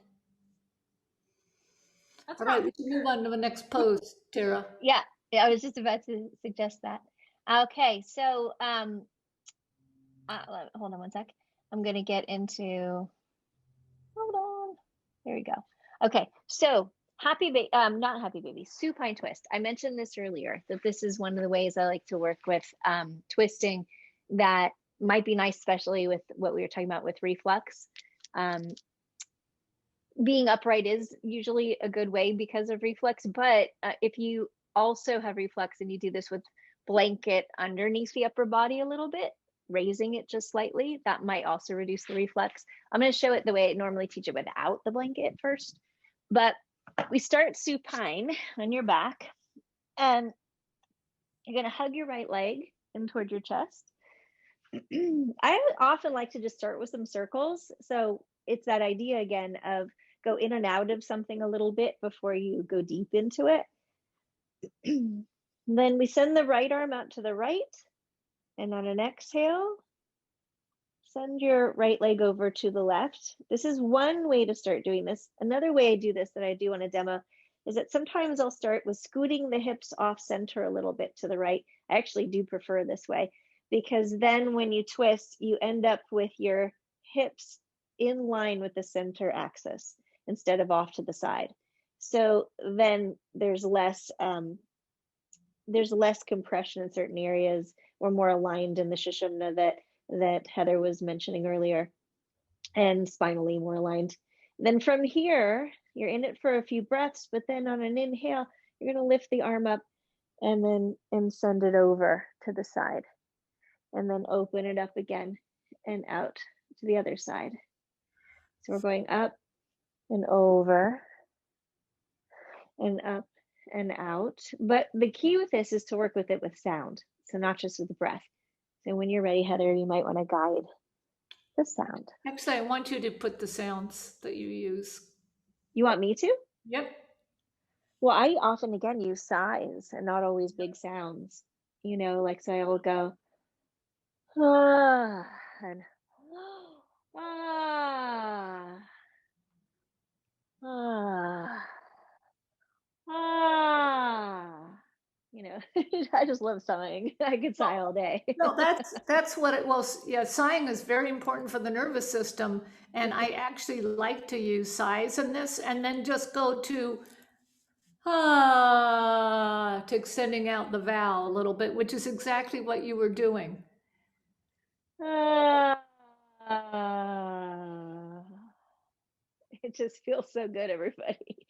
So, but the coming in and out is really nice, you know, because until more recent times, I spent all those years never doing that. So it's nice to consider that you can break the mold of holding and just go in and out, make it flowing.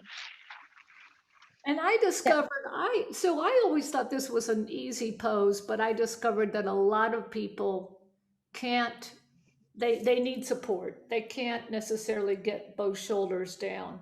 So I always have a bunch of pillows. When I teach a class, I have a giant bag of pillows that I bring with me and blankets as well, yoga blankets. And I'll stick, let's say if they're twisting the way she was, I will have a blanket available for them here if they need it. And I will have a blanket available for the knee that's going over. So remember to go slowly so it's not overly mechanical as well. If you go slowly, those muscles are going to soften naturally. And but if you kind of yank her. Yeah, especially with the movement, the more they open. Yeah. But you have a lot of women who've had breast cancer.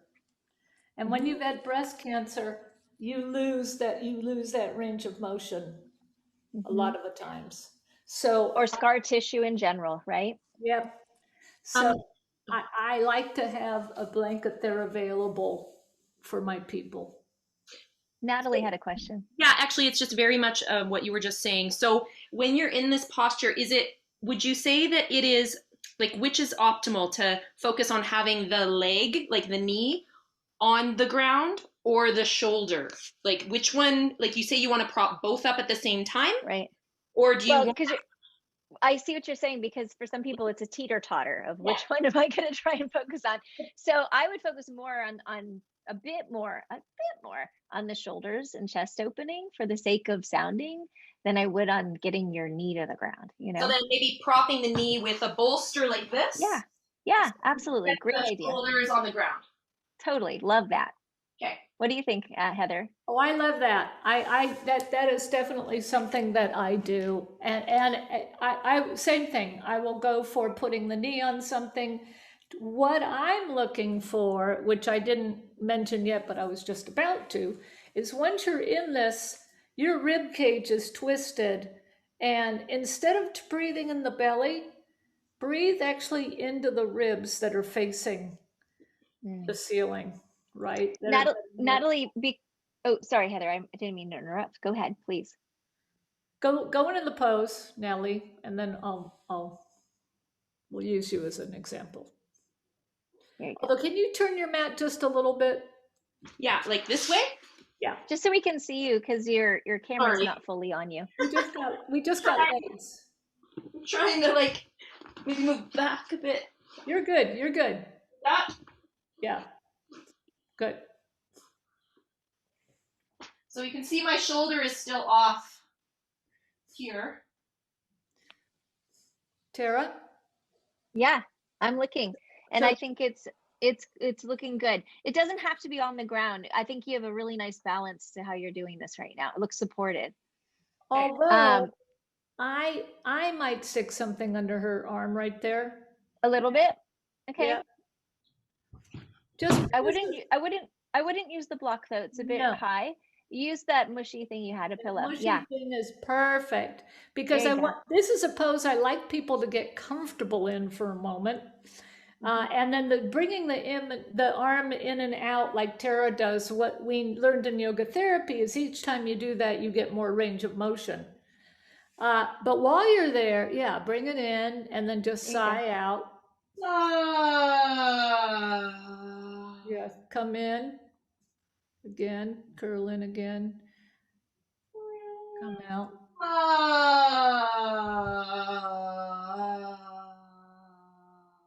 Come in again.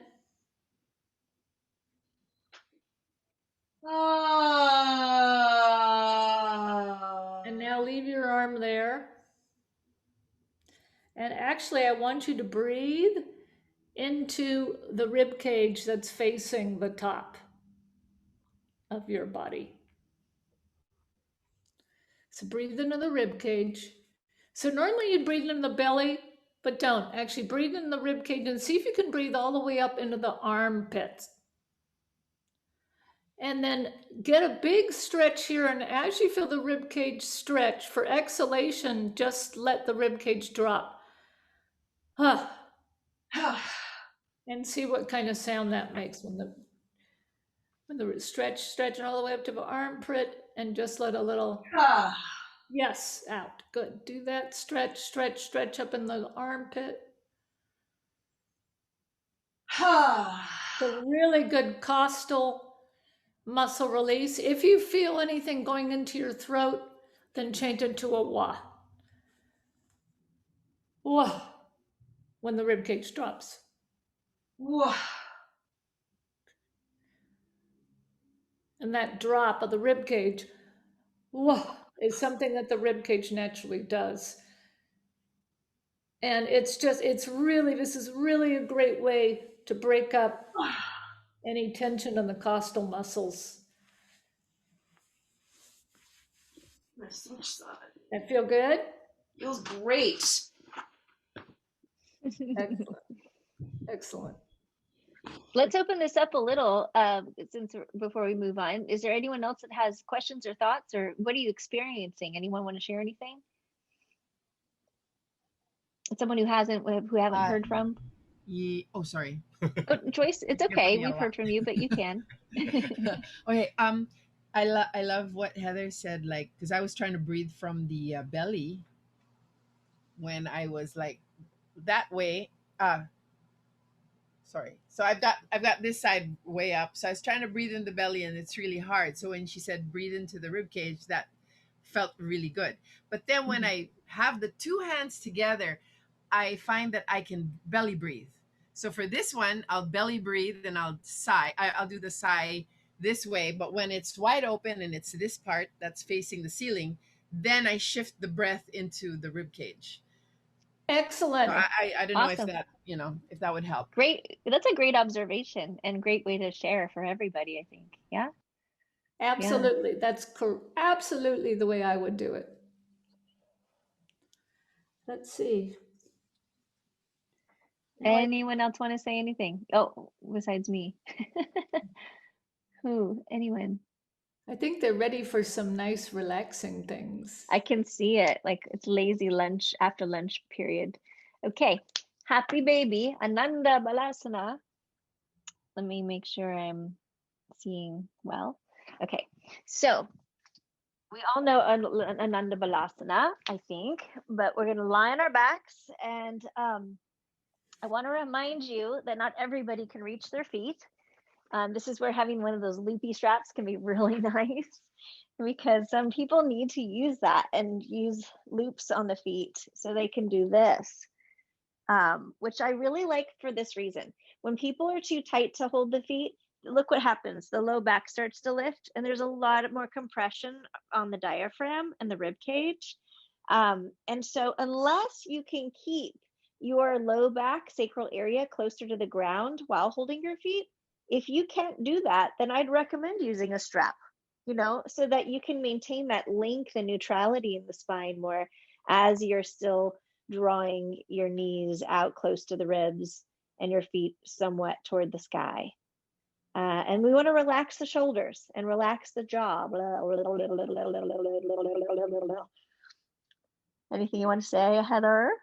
Yes, I actually want you to babble like a baby in this. Wait, which way? Play with some babies, so when they first start this. They like to play. They like to play with sound. They like to play with bees. Ba ba ba ba da da da da. Often they'll say da da before mama, and it's because they may not really be saying father, but they love that to play with articulators. So explore all your articulators. Mama da da ba ba ba ba. Loosen the tongue and just play with sound. Yeah. And let me also just say, if you are using hands on feet or you're holding a strap, sometimes go a bit wider than you might have learned this in a yoga class on purpose. So you're not just so tight here, right? So we're opening up sometimes too and still relaxing. It helps to release these adductors a bit and get into relaxing the shoulders more if you're not so tightly close to the chest. So, whoa. I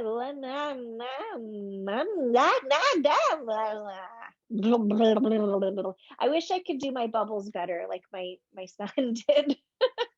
But, play with it, everybody. Be a baby. It's really nice for the nervous system actually to be a baby. Yeah, it makes me laugh instantly. It can't be bad, right? Let's hear some people. I'm just going to help support some exploration here.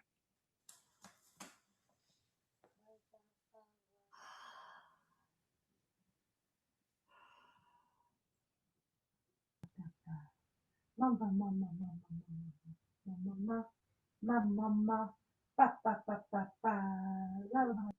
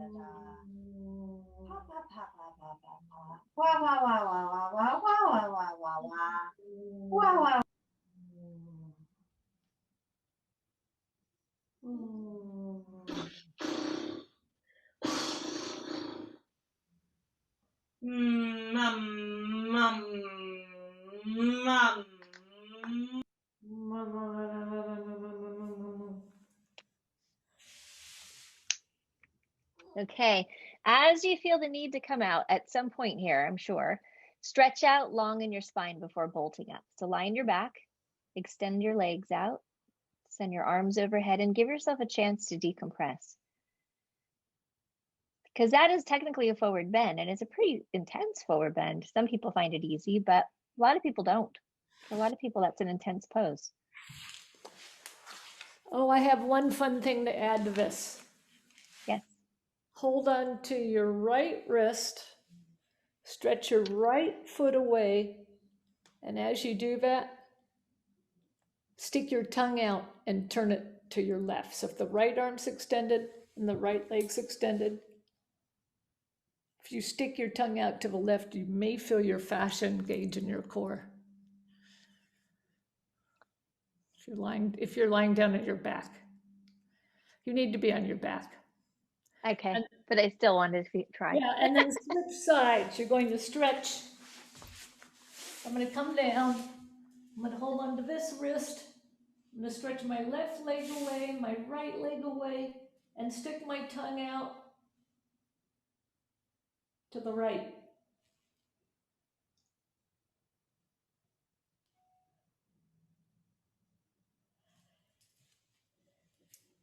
Nice. All right, you're all in a great position for the last one we're going to do here before a little mini break, which is just simply legs up the wall. Personally, I teach this less, and I teach one other thing more these days, Heather, just for the effects on the nervous system. But both are great, so I'll demo both. So if you're going to do legs up the wall, you want to scoot yourself as close to the wall as you can so that you're reducing strain. So you're supported. You're well supported. So you're going to scoot from the side and slide legs up the wall. This is different than traditional Viparita Karani restorative pose because that one has something underneath to lift the heart higher than the head. But this is simple, easy enough for most people. If some people though find that it's still a bit strenuous if they have really tight hamstrings. So though some people find this really relaxing, others benefit sometimes more from going into what I call Tory pose. And having a chair like this is such a great way to do it, where you just do legs up in a 90 degrees position and lie out there with arms out wide, or at least palms open. And for either one of these, Heather, what would you like to recommend for sounds? Well, actually, so this is a cool down. There's a couple things you can do. One thing is you can do your straw now. And then, but we don't have to do straw yet. I don't want you to do straw yet. One of my favorite jazz singers named Rhiannon, who works with Bobby McFerrin, I went to take a voice lesson with her, and this is how we started our voice lesson. We actually sang in this posture, and I find it just really soothing to sing something really easy, mid-range, ba-ba, play with some sounds, but actually sing in this pose. Breathe into the belly. Since you're on the back, you'll probably feel a lot of resonance in the head. And then if you want to use it as a cool down, so straws we use as a warm up for the vocal cords. And there's been a lot of research done now that we should do a cool down for our vocal muscles, just like in sports where you cool down. So this is really great. Now you can get your straw if you want to try strawing in. And I love it in the chair as well as the wall.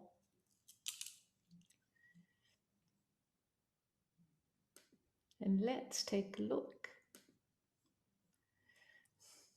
So make sure your legs are supported though, Joyce, because if they're just up, you're going to work too hard. You want to have them resting on something, supported by something. And in Iyengar, they strap your legs together. Right, that was going to be, yeah, worth noting. For some people, if it feels like too much work, strap your legs, your thighs, about midway on the thighs. And that way you don't have to think about holding your legs up. It's happening for you.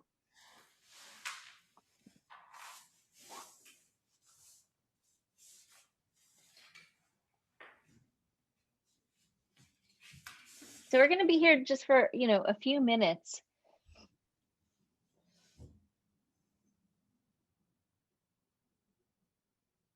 Cool downs are really important. No matter what you're teaching, how you sequence, make sure you give them a cool down.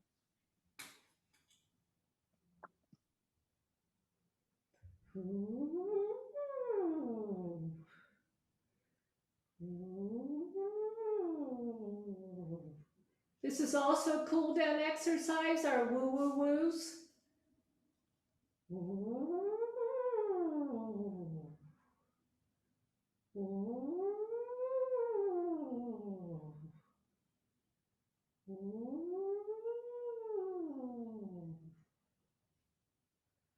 Summertime,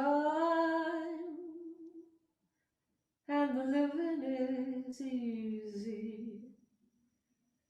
Fish are jumping,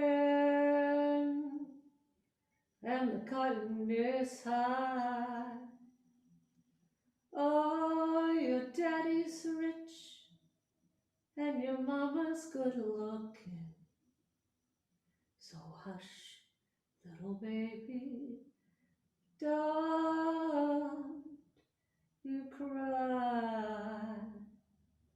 There's a pretty good chance that you're not going to engage extraneous muscles in the throat in this posture.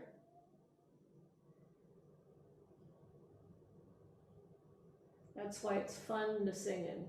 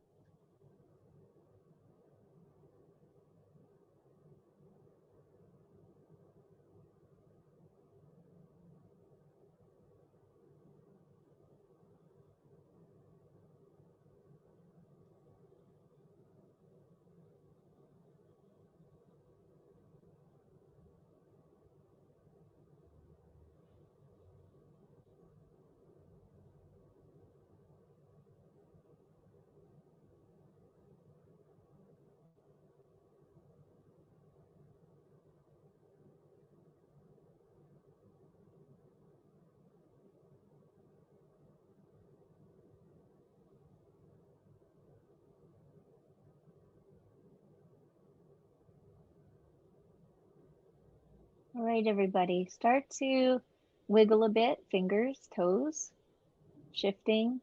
Coming out of this by bending your knees a little bit and scooting away is a nice way to ease out. And then just rolling over to one side.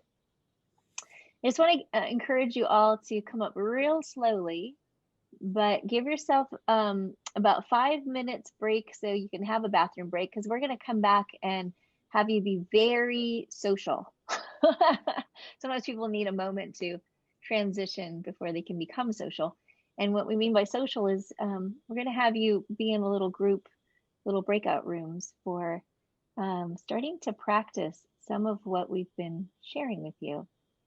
We'll share more when you come back from break, but we want to give you at least 5 minutes break. So Heather, how about if right here, it's 13 after, how about we come back at 18 after? So it's truly just 5 minutes. Yeah, really take 5 minutes because we're going to need this last little bit of time. Yeah. Thank you, everybody. Fabulous, fabulous. Wiggle, wiggles. Wiggle, wiggle, wiggle.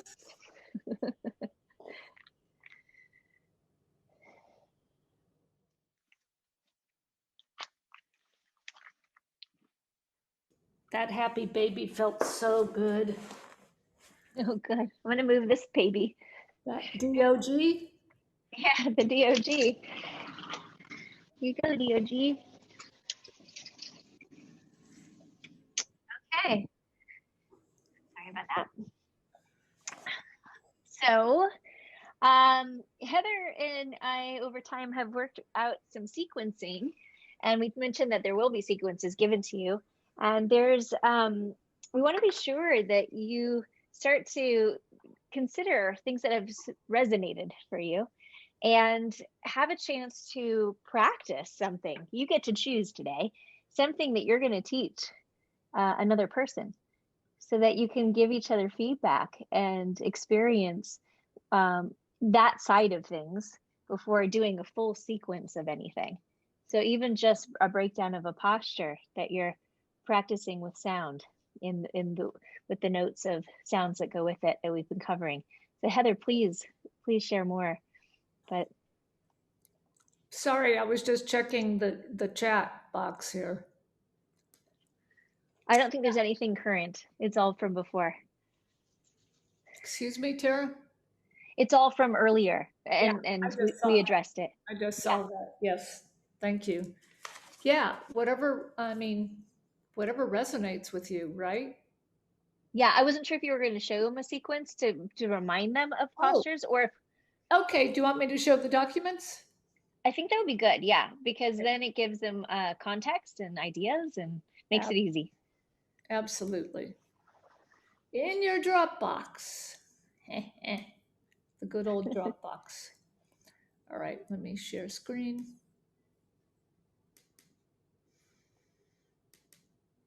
In your Dropbox, under yoga, you have 2 versions. And I have to say, Terra made these, and she really put a lot of thought into these. Remember? Can you see, guys? Yeah. Or did the share stop?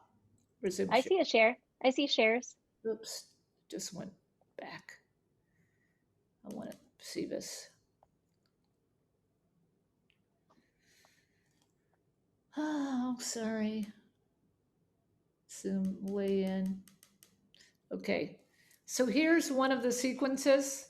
Sukhasana, an invocation or an om if you'd like, right? We can't see it. Okay. It's kind of stuck on the Dropbox page. Naughty, naughty. Should be it. Yes? That's better. Good. Okay, so it's a start seated in Sukhasana, an optional opening invocation, Gayatri breathwork, ohms, some of the myofascial stuff we did with the jaw, the tongue stretches, the right head and neck stretches, then go into a seated twist, cat cow, Slither. Do you guys remember slither? Slithering across. Sphinx or cobra. Balasana. Adho So what, Mukha. Pardon me? and what's nice about just referring to this is that it can maybe take some notes a little bit if you're drawn to, if you see anything you're drawn to in sounds that you could try with them. And just pick one thing even, and don't worry about remembering for the future. Right. We're just going to do something for right now. And yeah, like some of these don't have the sounds listed, so you might want to remind them some of the sounds for the poses if they're not. Actually, I see I should fill this out. Okay, they took good notes. Adho Mukha Shavasana is when you slide siren up and down the spine. The Ardha Anjanas, so I can never say this one. Anjaneyasana. Thank you. This is where we want to get into the pelvic floor and open up the pelvic floor with some wahs, and then you can add some sirens. Chair against the wall. That's where you want to get the baboon butt, make the sound coming from the pelvic floor out the top of your head. You can use a wah or a whoop, poo, back down. Tree pose. We're going to engage the pelvic floor with a wah, and once again, sirening up on a whoop is great. We didn't do eagle pose, but I know most of you guys know that. Eagle pose, as you squeeze everything in, is really great just for long held notes. La, ma, sha. Happy baby, you're going to make baby sounds in. And then the legs up and supported on a chair, Tory pose, or up the wall. Here you can sing in. You can sing in this one. You can also sing in tree pose as well. And happy baby if you want. I mean, all of those you can move into song with. Do you want me to show up a second one, or does that give them an idea? I think that's enough because we want to have enough time to do it. I agree. So it gives you a little idea. There's 2 sequences in there if you're doing a class that you can use. And I'm sure you'll find your own sequence. And in my book, I have a whole vinyasa flow sequence in my book, if you want to do a more standard vinyasa flow class. So, Tara, I'm going to let you take over right now. Well, so if there's, I think there are 14, let's make sure we have enough participants in the way we thought. 1, 2, 3, 4, 5, 6, 7. Looks like we have 13 people. Is that correct? I thought we had 14 and we must have lost someone earlier.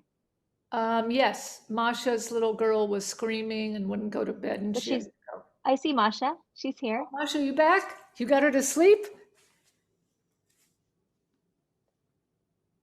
But we still have 13, so we're missing. We're having a hard time today. Okay, so we still have 13 though. We might have maybe we break it up into twos because of the numbers. So we'll just have we'll partner you up with 2s, but maybe Ron and Joyce will end up with 3. I think so. Yeah, we'll do it like that. And then, do you want me to break up the chat rooms? Sure, We're going to be okay. It's going to be random, everybody, but you're going to join in with someone and just decide who's going to go first, and they teach you. And then you teach them. And I recommend you teach each other first, then give the feedbacks at the end, because we might run out of some time. And then what we're going to do is also share collectively as a big group afterwards. So you'll have a chance to share individually and then also dialogue with us and share with the big group afterwards. And Tara, we're going to pop in, aren't we? Yeah. So Heather and I will be popping in and out. And that way, if you're lost, you can ask us a question and we can sort of observe a bit. And I saw Michaela has a question. Yeah, Michaela? Are we just doing one pose? Yes, just one. So pick anything, but emphasize the purpose of it being for the sake of working with the sound work, right? Yeah. Can I choose something from yesterday? Absolutely. Absolutely. Yeah. You can choose any of the poses. Okay. Cool. Anything, what was your favorite? I'm sure there's one where it's, I'm just going to use this every day. Pick your favorite. Ambar, I think that answered your question. So I'm just gonna start assigning people right now. Again, it's random, so you'll get to know each other. I opened them again. Shoot, hold on. They're coming back, right? Yeah. There we go. I think we're back. All righty. Yay! Hey, whoop whoop. We're missing one more person, but hopefully they'll find their way. Maybe they left. So we have a little tiny bit of time. Anyone want to share anything? We've got till a little bit, like 10 minutes.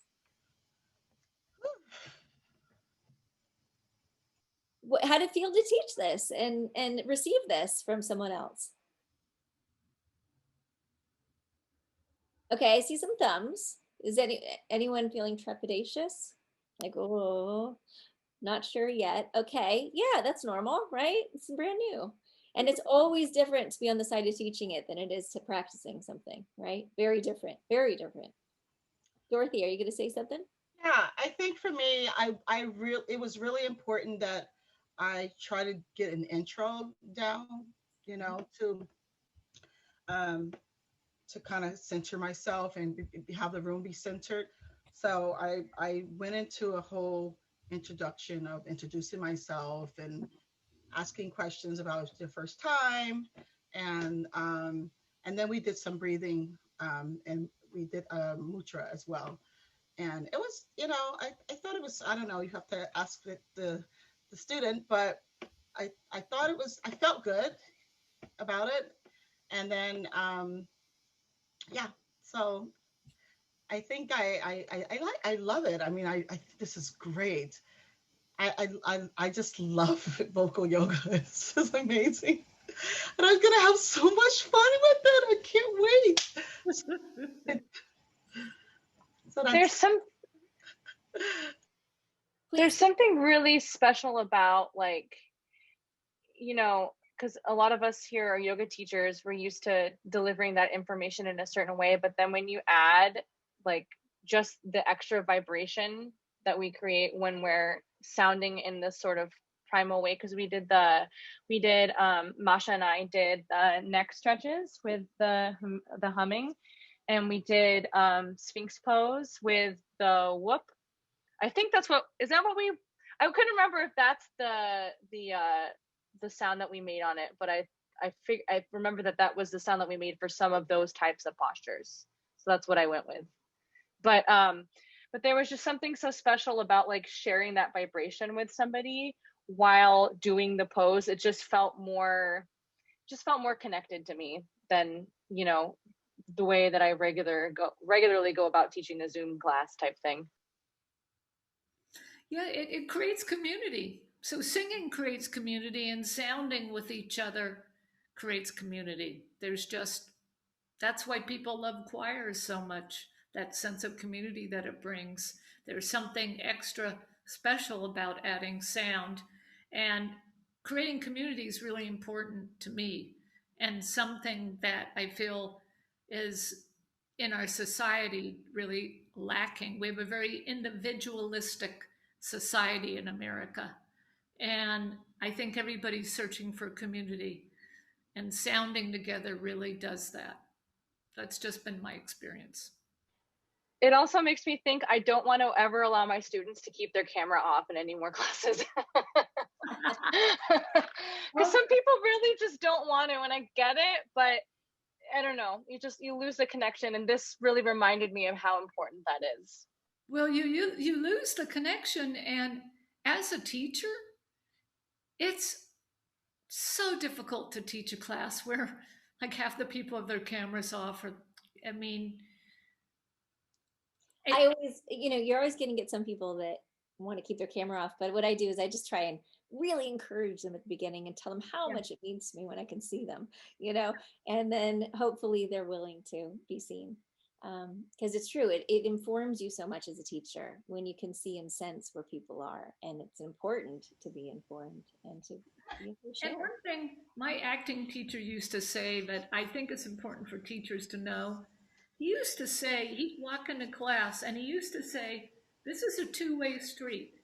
I'm giving, but I also want to receive energy back.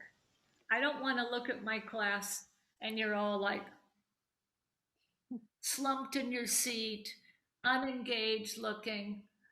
Yes, acting classes tend to be really long. It was a 6-hour class. We did have a break, but if the class was like this, he'd get up and walk out. He'd say, I can't teach you. You just look, so people with their hand on the hip, that creates a message. So I think that it is, since I teach college kids, I'll talk to the kids about that because they'll come into class very much like, whoa, it's a 10 o'clock class. And I'll say, look, this is a two-way street. I'm teaching, you're participating. And I think it's important to tell classes that the way they give is through their attention. The way they honor you is by paying attention and being present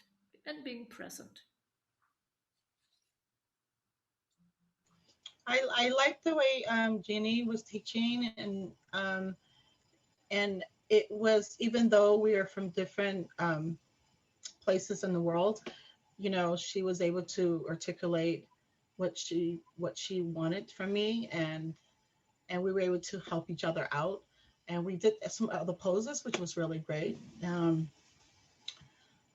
we went back and forth. It was a nice exchange. I really enjoyed her. Nice. I feel like when we first kind of jumped in, I was kind of like, ooh, am I gonna do I know this well enough? Like, do I even remember how to teach this, or what do I remember doing it? And I had to kind of burn through it a little quickly because I was with Ron and Joyce, so there were 3 of us. But as I started to teach, I was like, oh my goodness, I just went through my own personal experience, and I had way more information than I thought I had when I initially started. And it was really encouraging to me that I actually was like, oh, okay, like I've accumulated some knowledge here, and I've had some experience that I can share. So it was really, the whole experience I felt was very encouraging and validating in a way. And so thanks for giving us that opportunity to do that.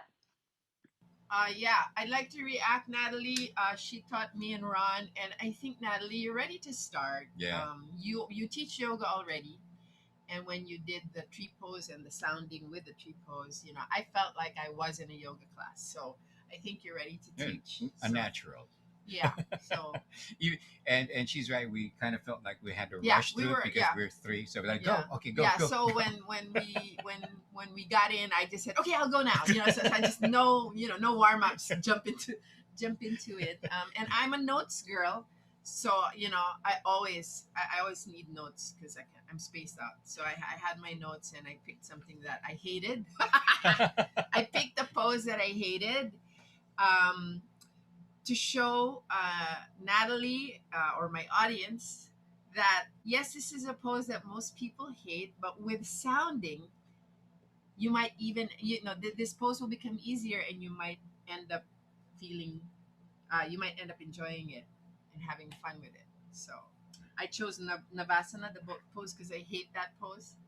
And I wanted to kind of say that if you involve sound in this. This pose will be a lot more bearable and maybe even fun. Yeah, so I enjoyed that. I wish I could be as good as Natalie, though. I really like how Natalie taught. Yeah. Well, I think I'm the least yoga person here. Yeah, he's the least yoga person. Because he doesn't really do yoga. I do. I'm a student. I don't teach, but I'm a yoga on and off practitioner. But as I said, when I saw Heather first teaching Joyce, and I saw the principles that I use for teaching voice being applied in a way that I've never seen being done, and discovering new things, I felt I wanted to. So the pose that I did was a variation of something I teach in my classes, where I teach people to discover their voice where they're laying flat, so they get the diaphragmatic or belly breathing. Right. But the pose with the legs up against the wall activated the abs, and I enjoyed that one. I think Joy said something to Heather. I don't sing, but I just got into it. I just enjoyed that pose so much. Um, and He shared it. He shared it with I didn't Natalie. share. Yeah, I shared it with Natalie, but Joyce actually took a video of that, and I think she sent it to Heather. I sent it to Heather. But I could really feel, and I mentioned this to Natalie afterwards, that when I had finished that, doing that pose, I was just walking around. I felt that it had opened my voice even more, and even the lower register of my voice opened up. Oh, but when you were sharing with Natalie, though, she started singing, and Oh my gosh, Natalie, when you did that, I just we were like freaking out in a good way. So I can already imagine how much fun these classes are going to be if we have students like Natalie. so great, thank you. I think one of the most important things about you all having that is so you can experience that it is so fun to be on the side of it, right? When you're teaching. And I have to leave on time today, I hate to say, because I really enjoy being with you all. But I know Heather's going to have some things to say to you before you end. And then I get to be with you all of Sunday, which I'm really looking forward to. You have a wonderful weekend ahead. I know it. So thank you for everybody sharing as much as you have. It's been such a joy. Photo op. Photo op? All right, let's do our photo op. Where are these going? Have you been posting these, Heather? I don't even know. Oh, couldn't hear you, but I see you. Put your face more in the camera. Oh, where is my camera? There you go. Ah. Whoa, whoa, whoa, whoa, whoa, whoa, whoa, whoa, whoa, whoa. All right. Thank you. Bye, Tara. Thanks. Bye, Tara. Have a good day. You too. Sunday. So, anybody else have anything they want to share before we? And if you have to jump off, jump off. Yes, Masha. Just wanted to thank Samina. She's a wonderful teacher. It was very yes, it was very nice to learn from her. She gives very clear instructions, and she's got a very good teaching language. It's just clear that she's a yoga teacher for me. I started doing yoga 3 months ago because of you, Heather, because I bought your book, and I tried a few postures, and it felt so wonderful for me, but I understood that I had no clue of how to do this properly. You always need a guide to stand right by you and say that you are doing this is what you are doing wrong. Just there are a lot of nuances that you simply can't pick up from the book, right? Do you agree with me? So if you have never practiced yoga before, you need a teacher in person. So I've been taking yoga lessons for 3 months, and my friend has been able to give me some clues, some very basic concepts, because I knew that I wasn't actually ready for the course, and I wanted to take the maximum from this course. And I started taking yoga classes because of you. So thank you very much. You brought me into the world of yoga because of singing. So everyone has his own way. So my way to come into the world of yoga is through singing. So great thanks to you. And while I was teaching Samina, I felt very strange because I realized that I simply don't have this teaching language. So one step is to learn to do this yourself, and English is not a native language for me apart from this. So this has been quite not stressful, but strange experience.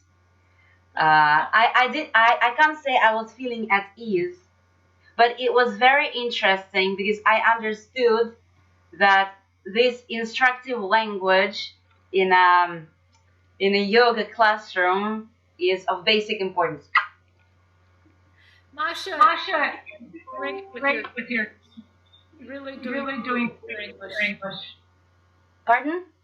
You're doing wonderful with your English. You really are. So excellent. I mean, so try not to worry about that too much, okay? Good. Yeah, it didn't bother me at all. I mean, all the people that I train with at my home studio, actually none of them are native English speakers either. But I thought that the way that you delivered the information was in a really calm and level-headed way, because you said you also teach English, yeah? So I could tell that you like the way that you delivered the information that you absorbed was in like a level-headed way that made me feel in a relaxed position to take it in, if that makes sense. So I enjoyed it.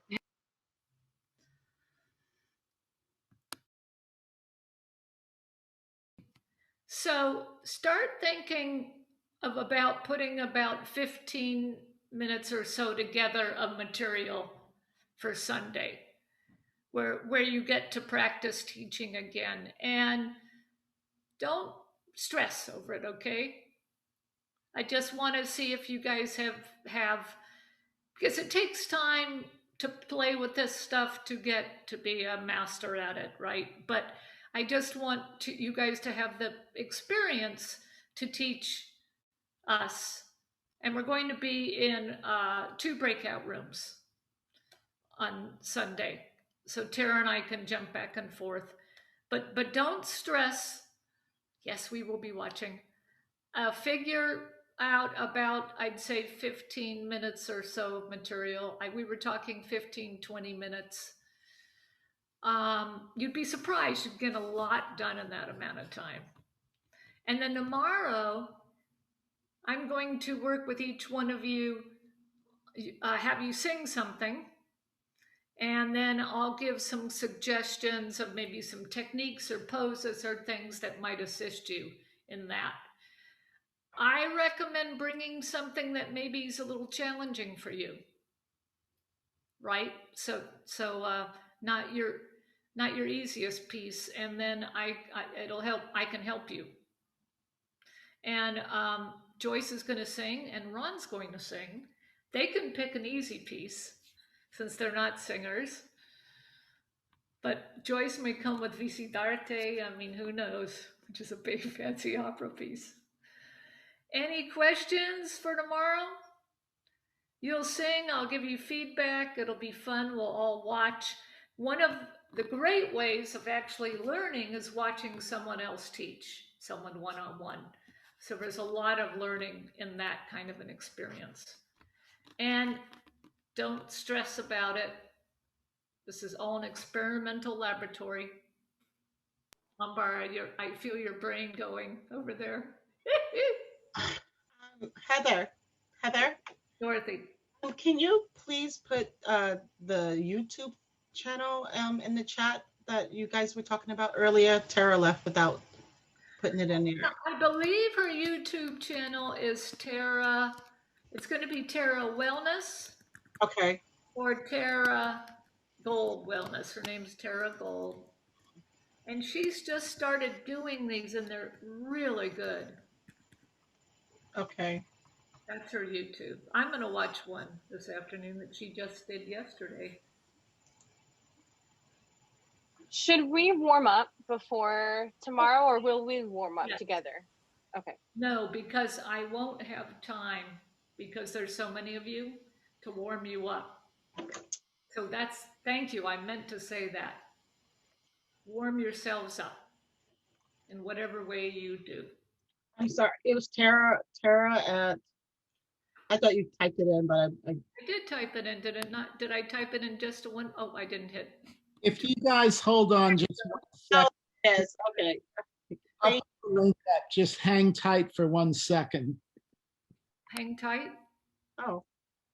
And for tomorrow, I mean, for singing, I'm assuming that we're not required to have any kind of accompaniment. We're just doing like a cappella or. Yeah, a cappella. Now, if you have a little accompaniment that you want to play there on your side, that's fine. Yeah. Everyone who's tuning in, I just want to say hello, and I'm really glad that you're here and you're taking this time to listen to what we're going to. Who's that? Michael, what are you doing? That's Terra's voice. I think that's on the YouTube channel. I think it must be a video of her. Oh, okay. It must have gone. Somebody clicked on it. Right. Hey, here's the link. Okay, great. Thank you. Okay. That was Michael. He clicked on the link. Heather, how much are we singing? One piece.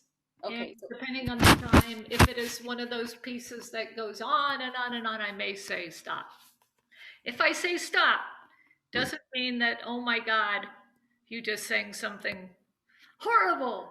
It just means I've heard enough to know what I want to do.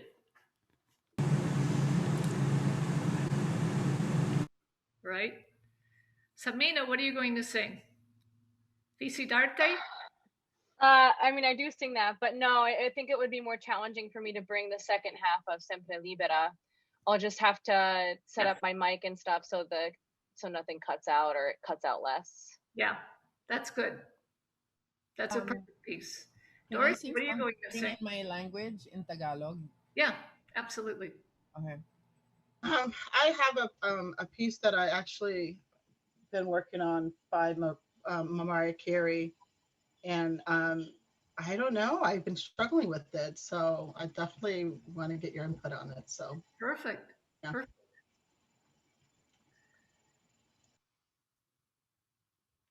All right, shall we all go to sleep or rest or go exercise in the afternoon here? I'm gonna take a bath. Yeah. All right, hugs and kisses. See you tomorrow.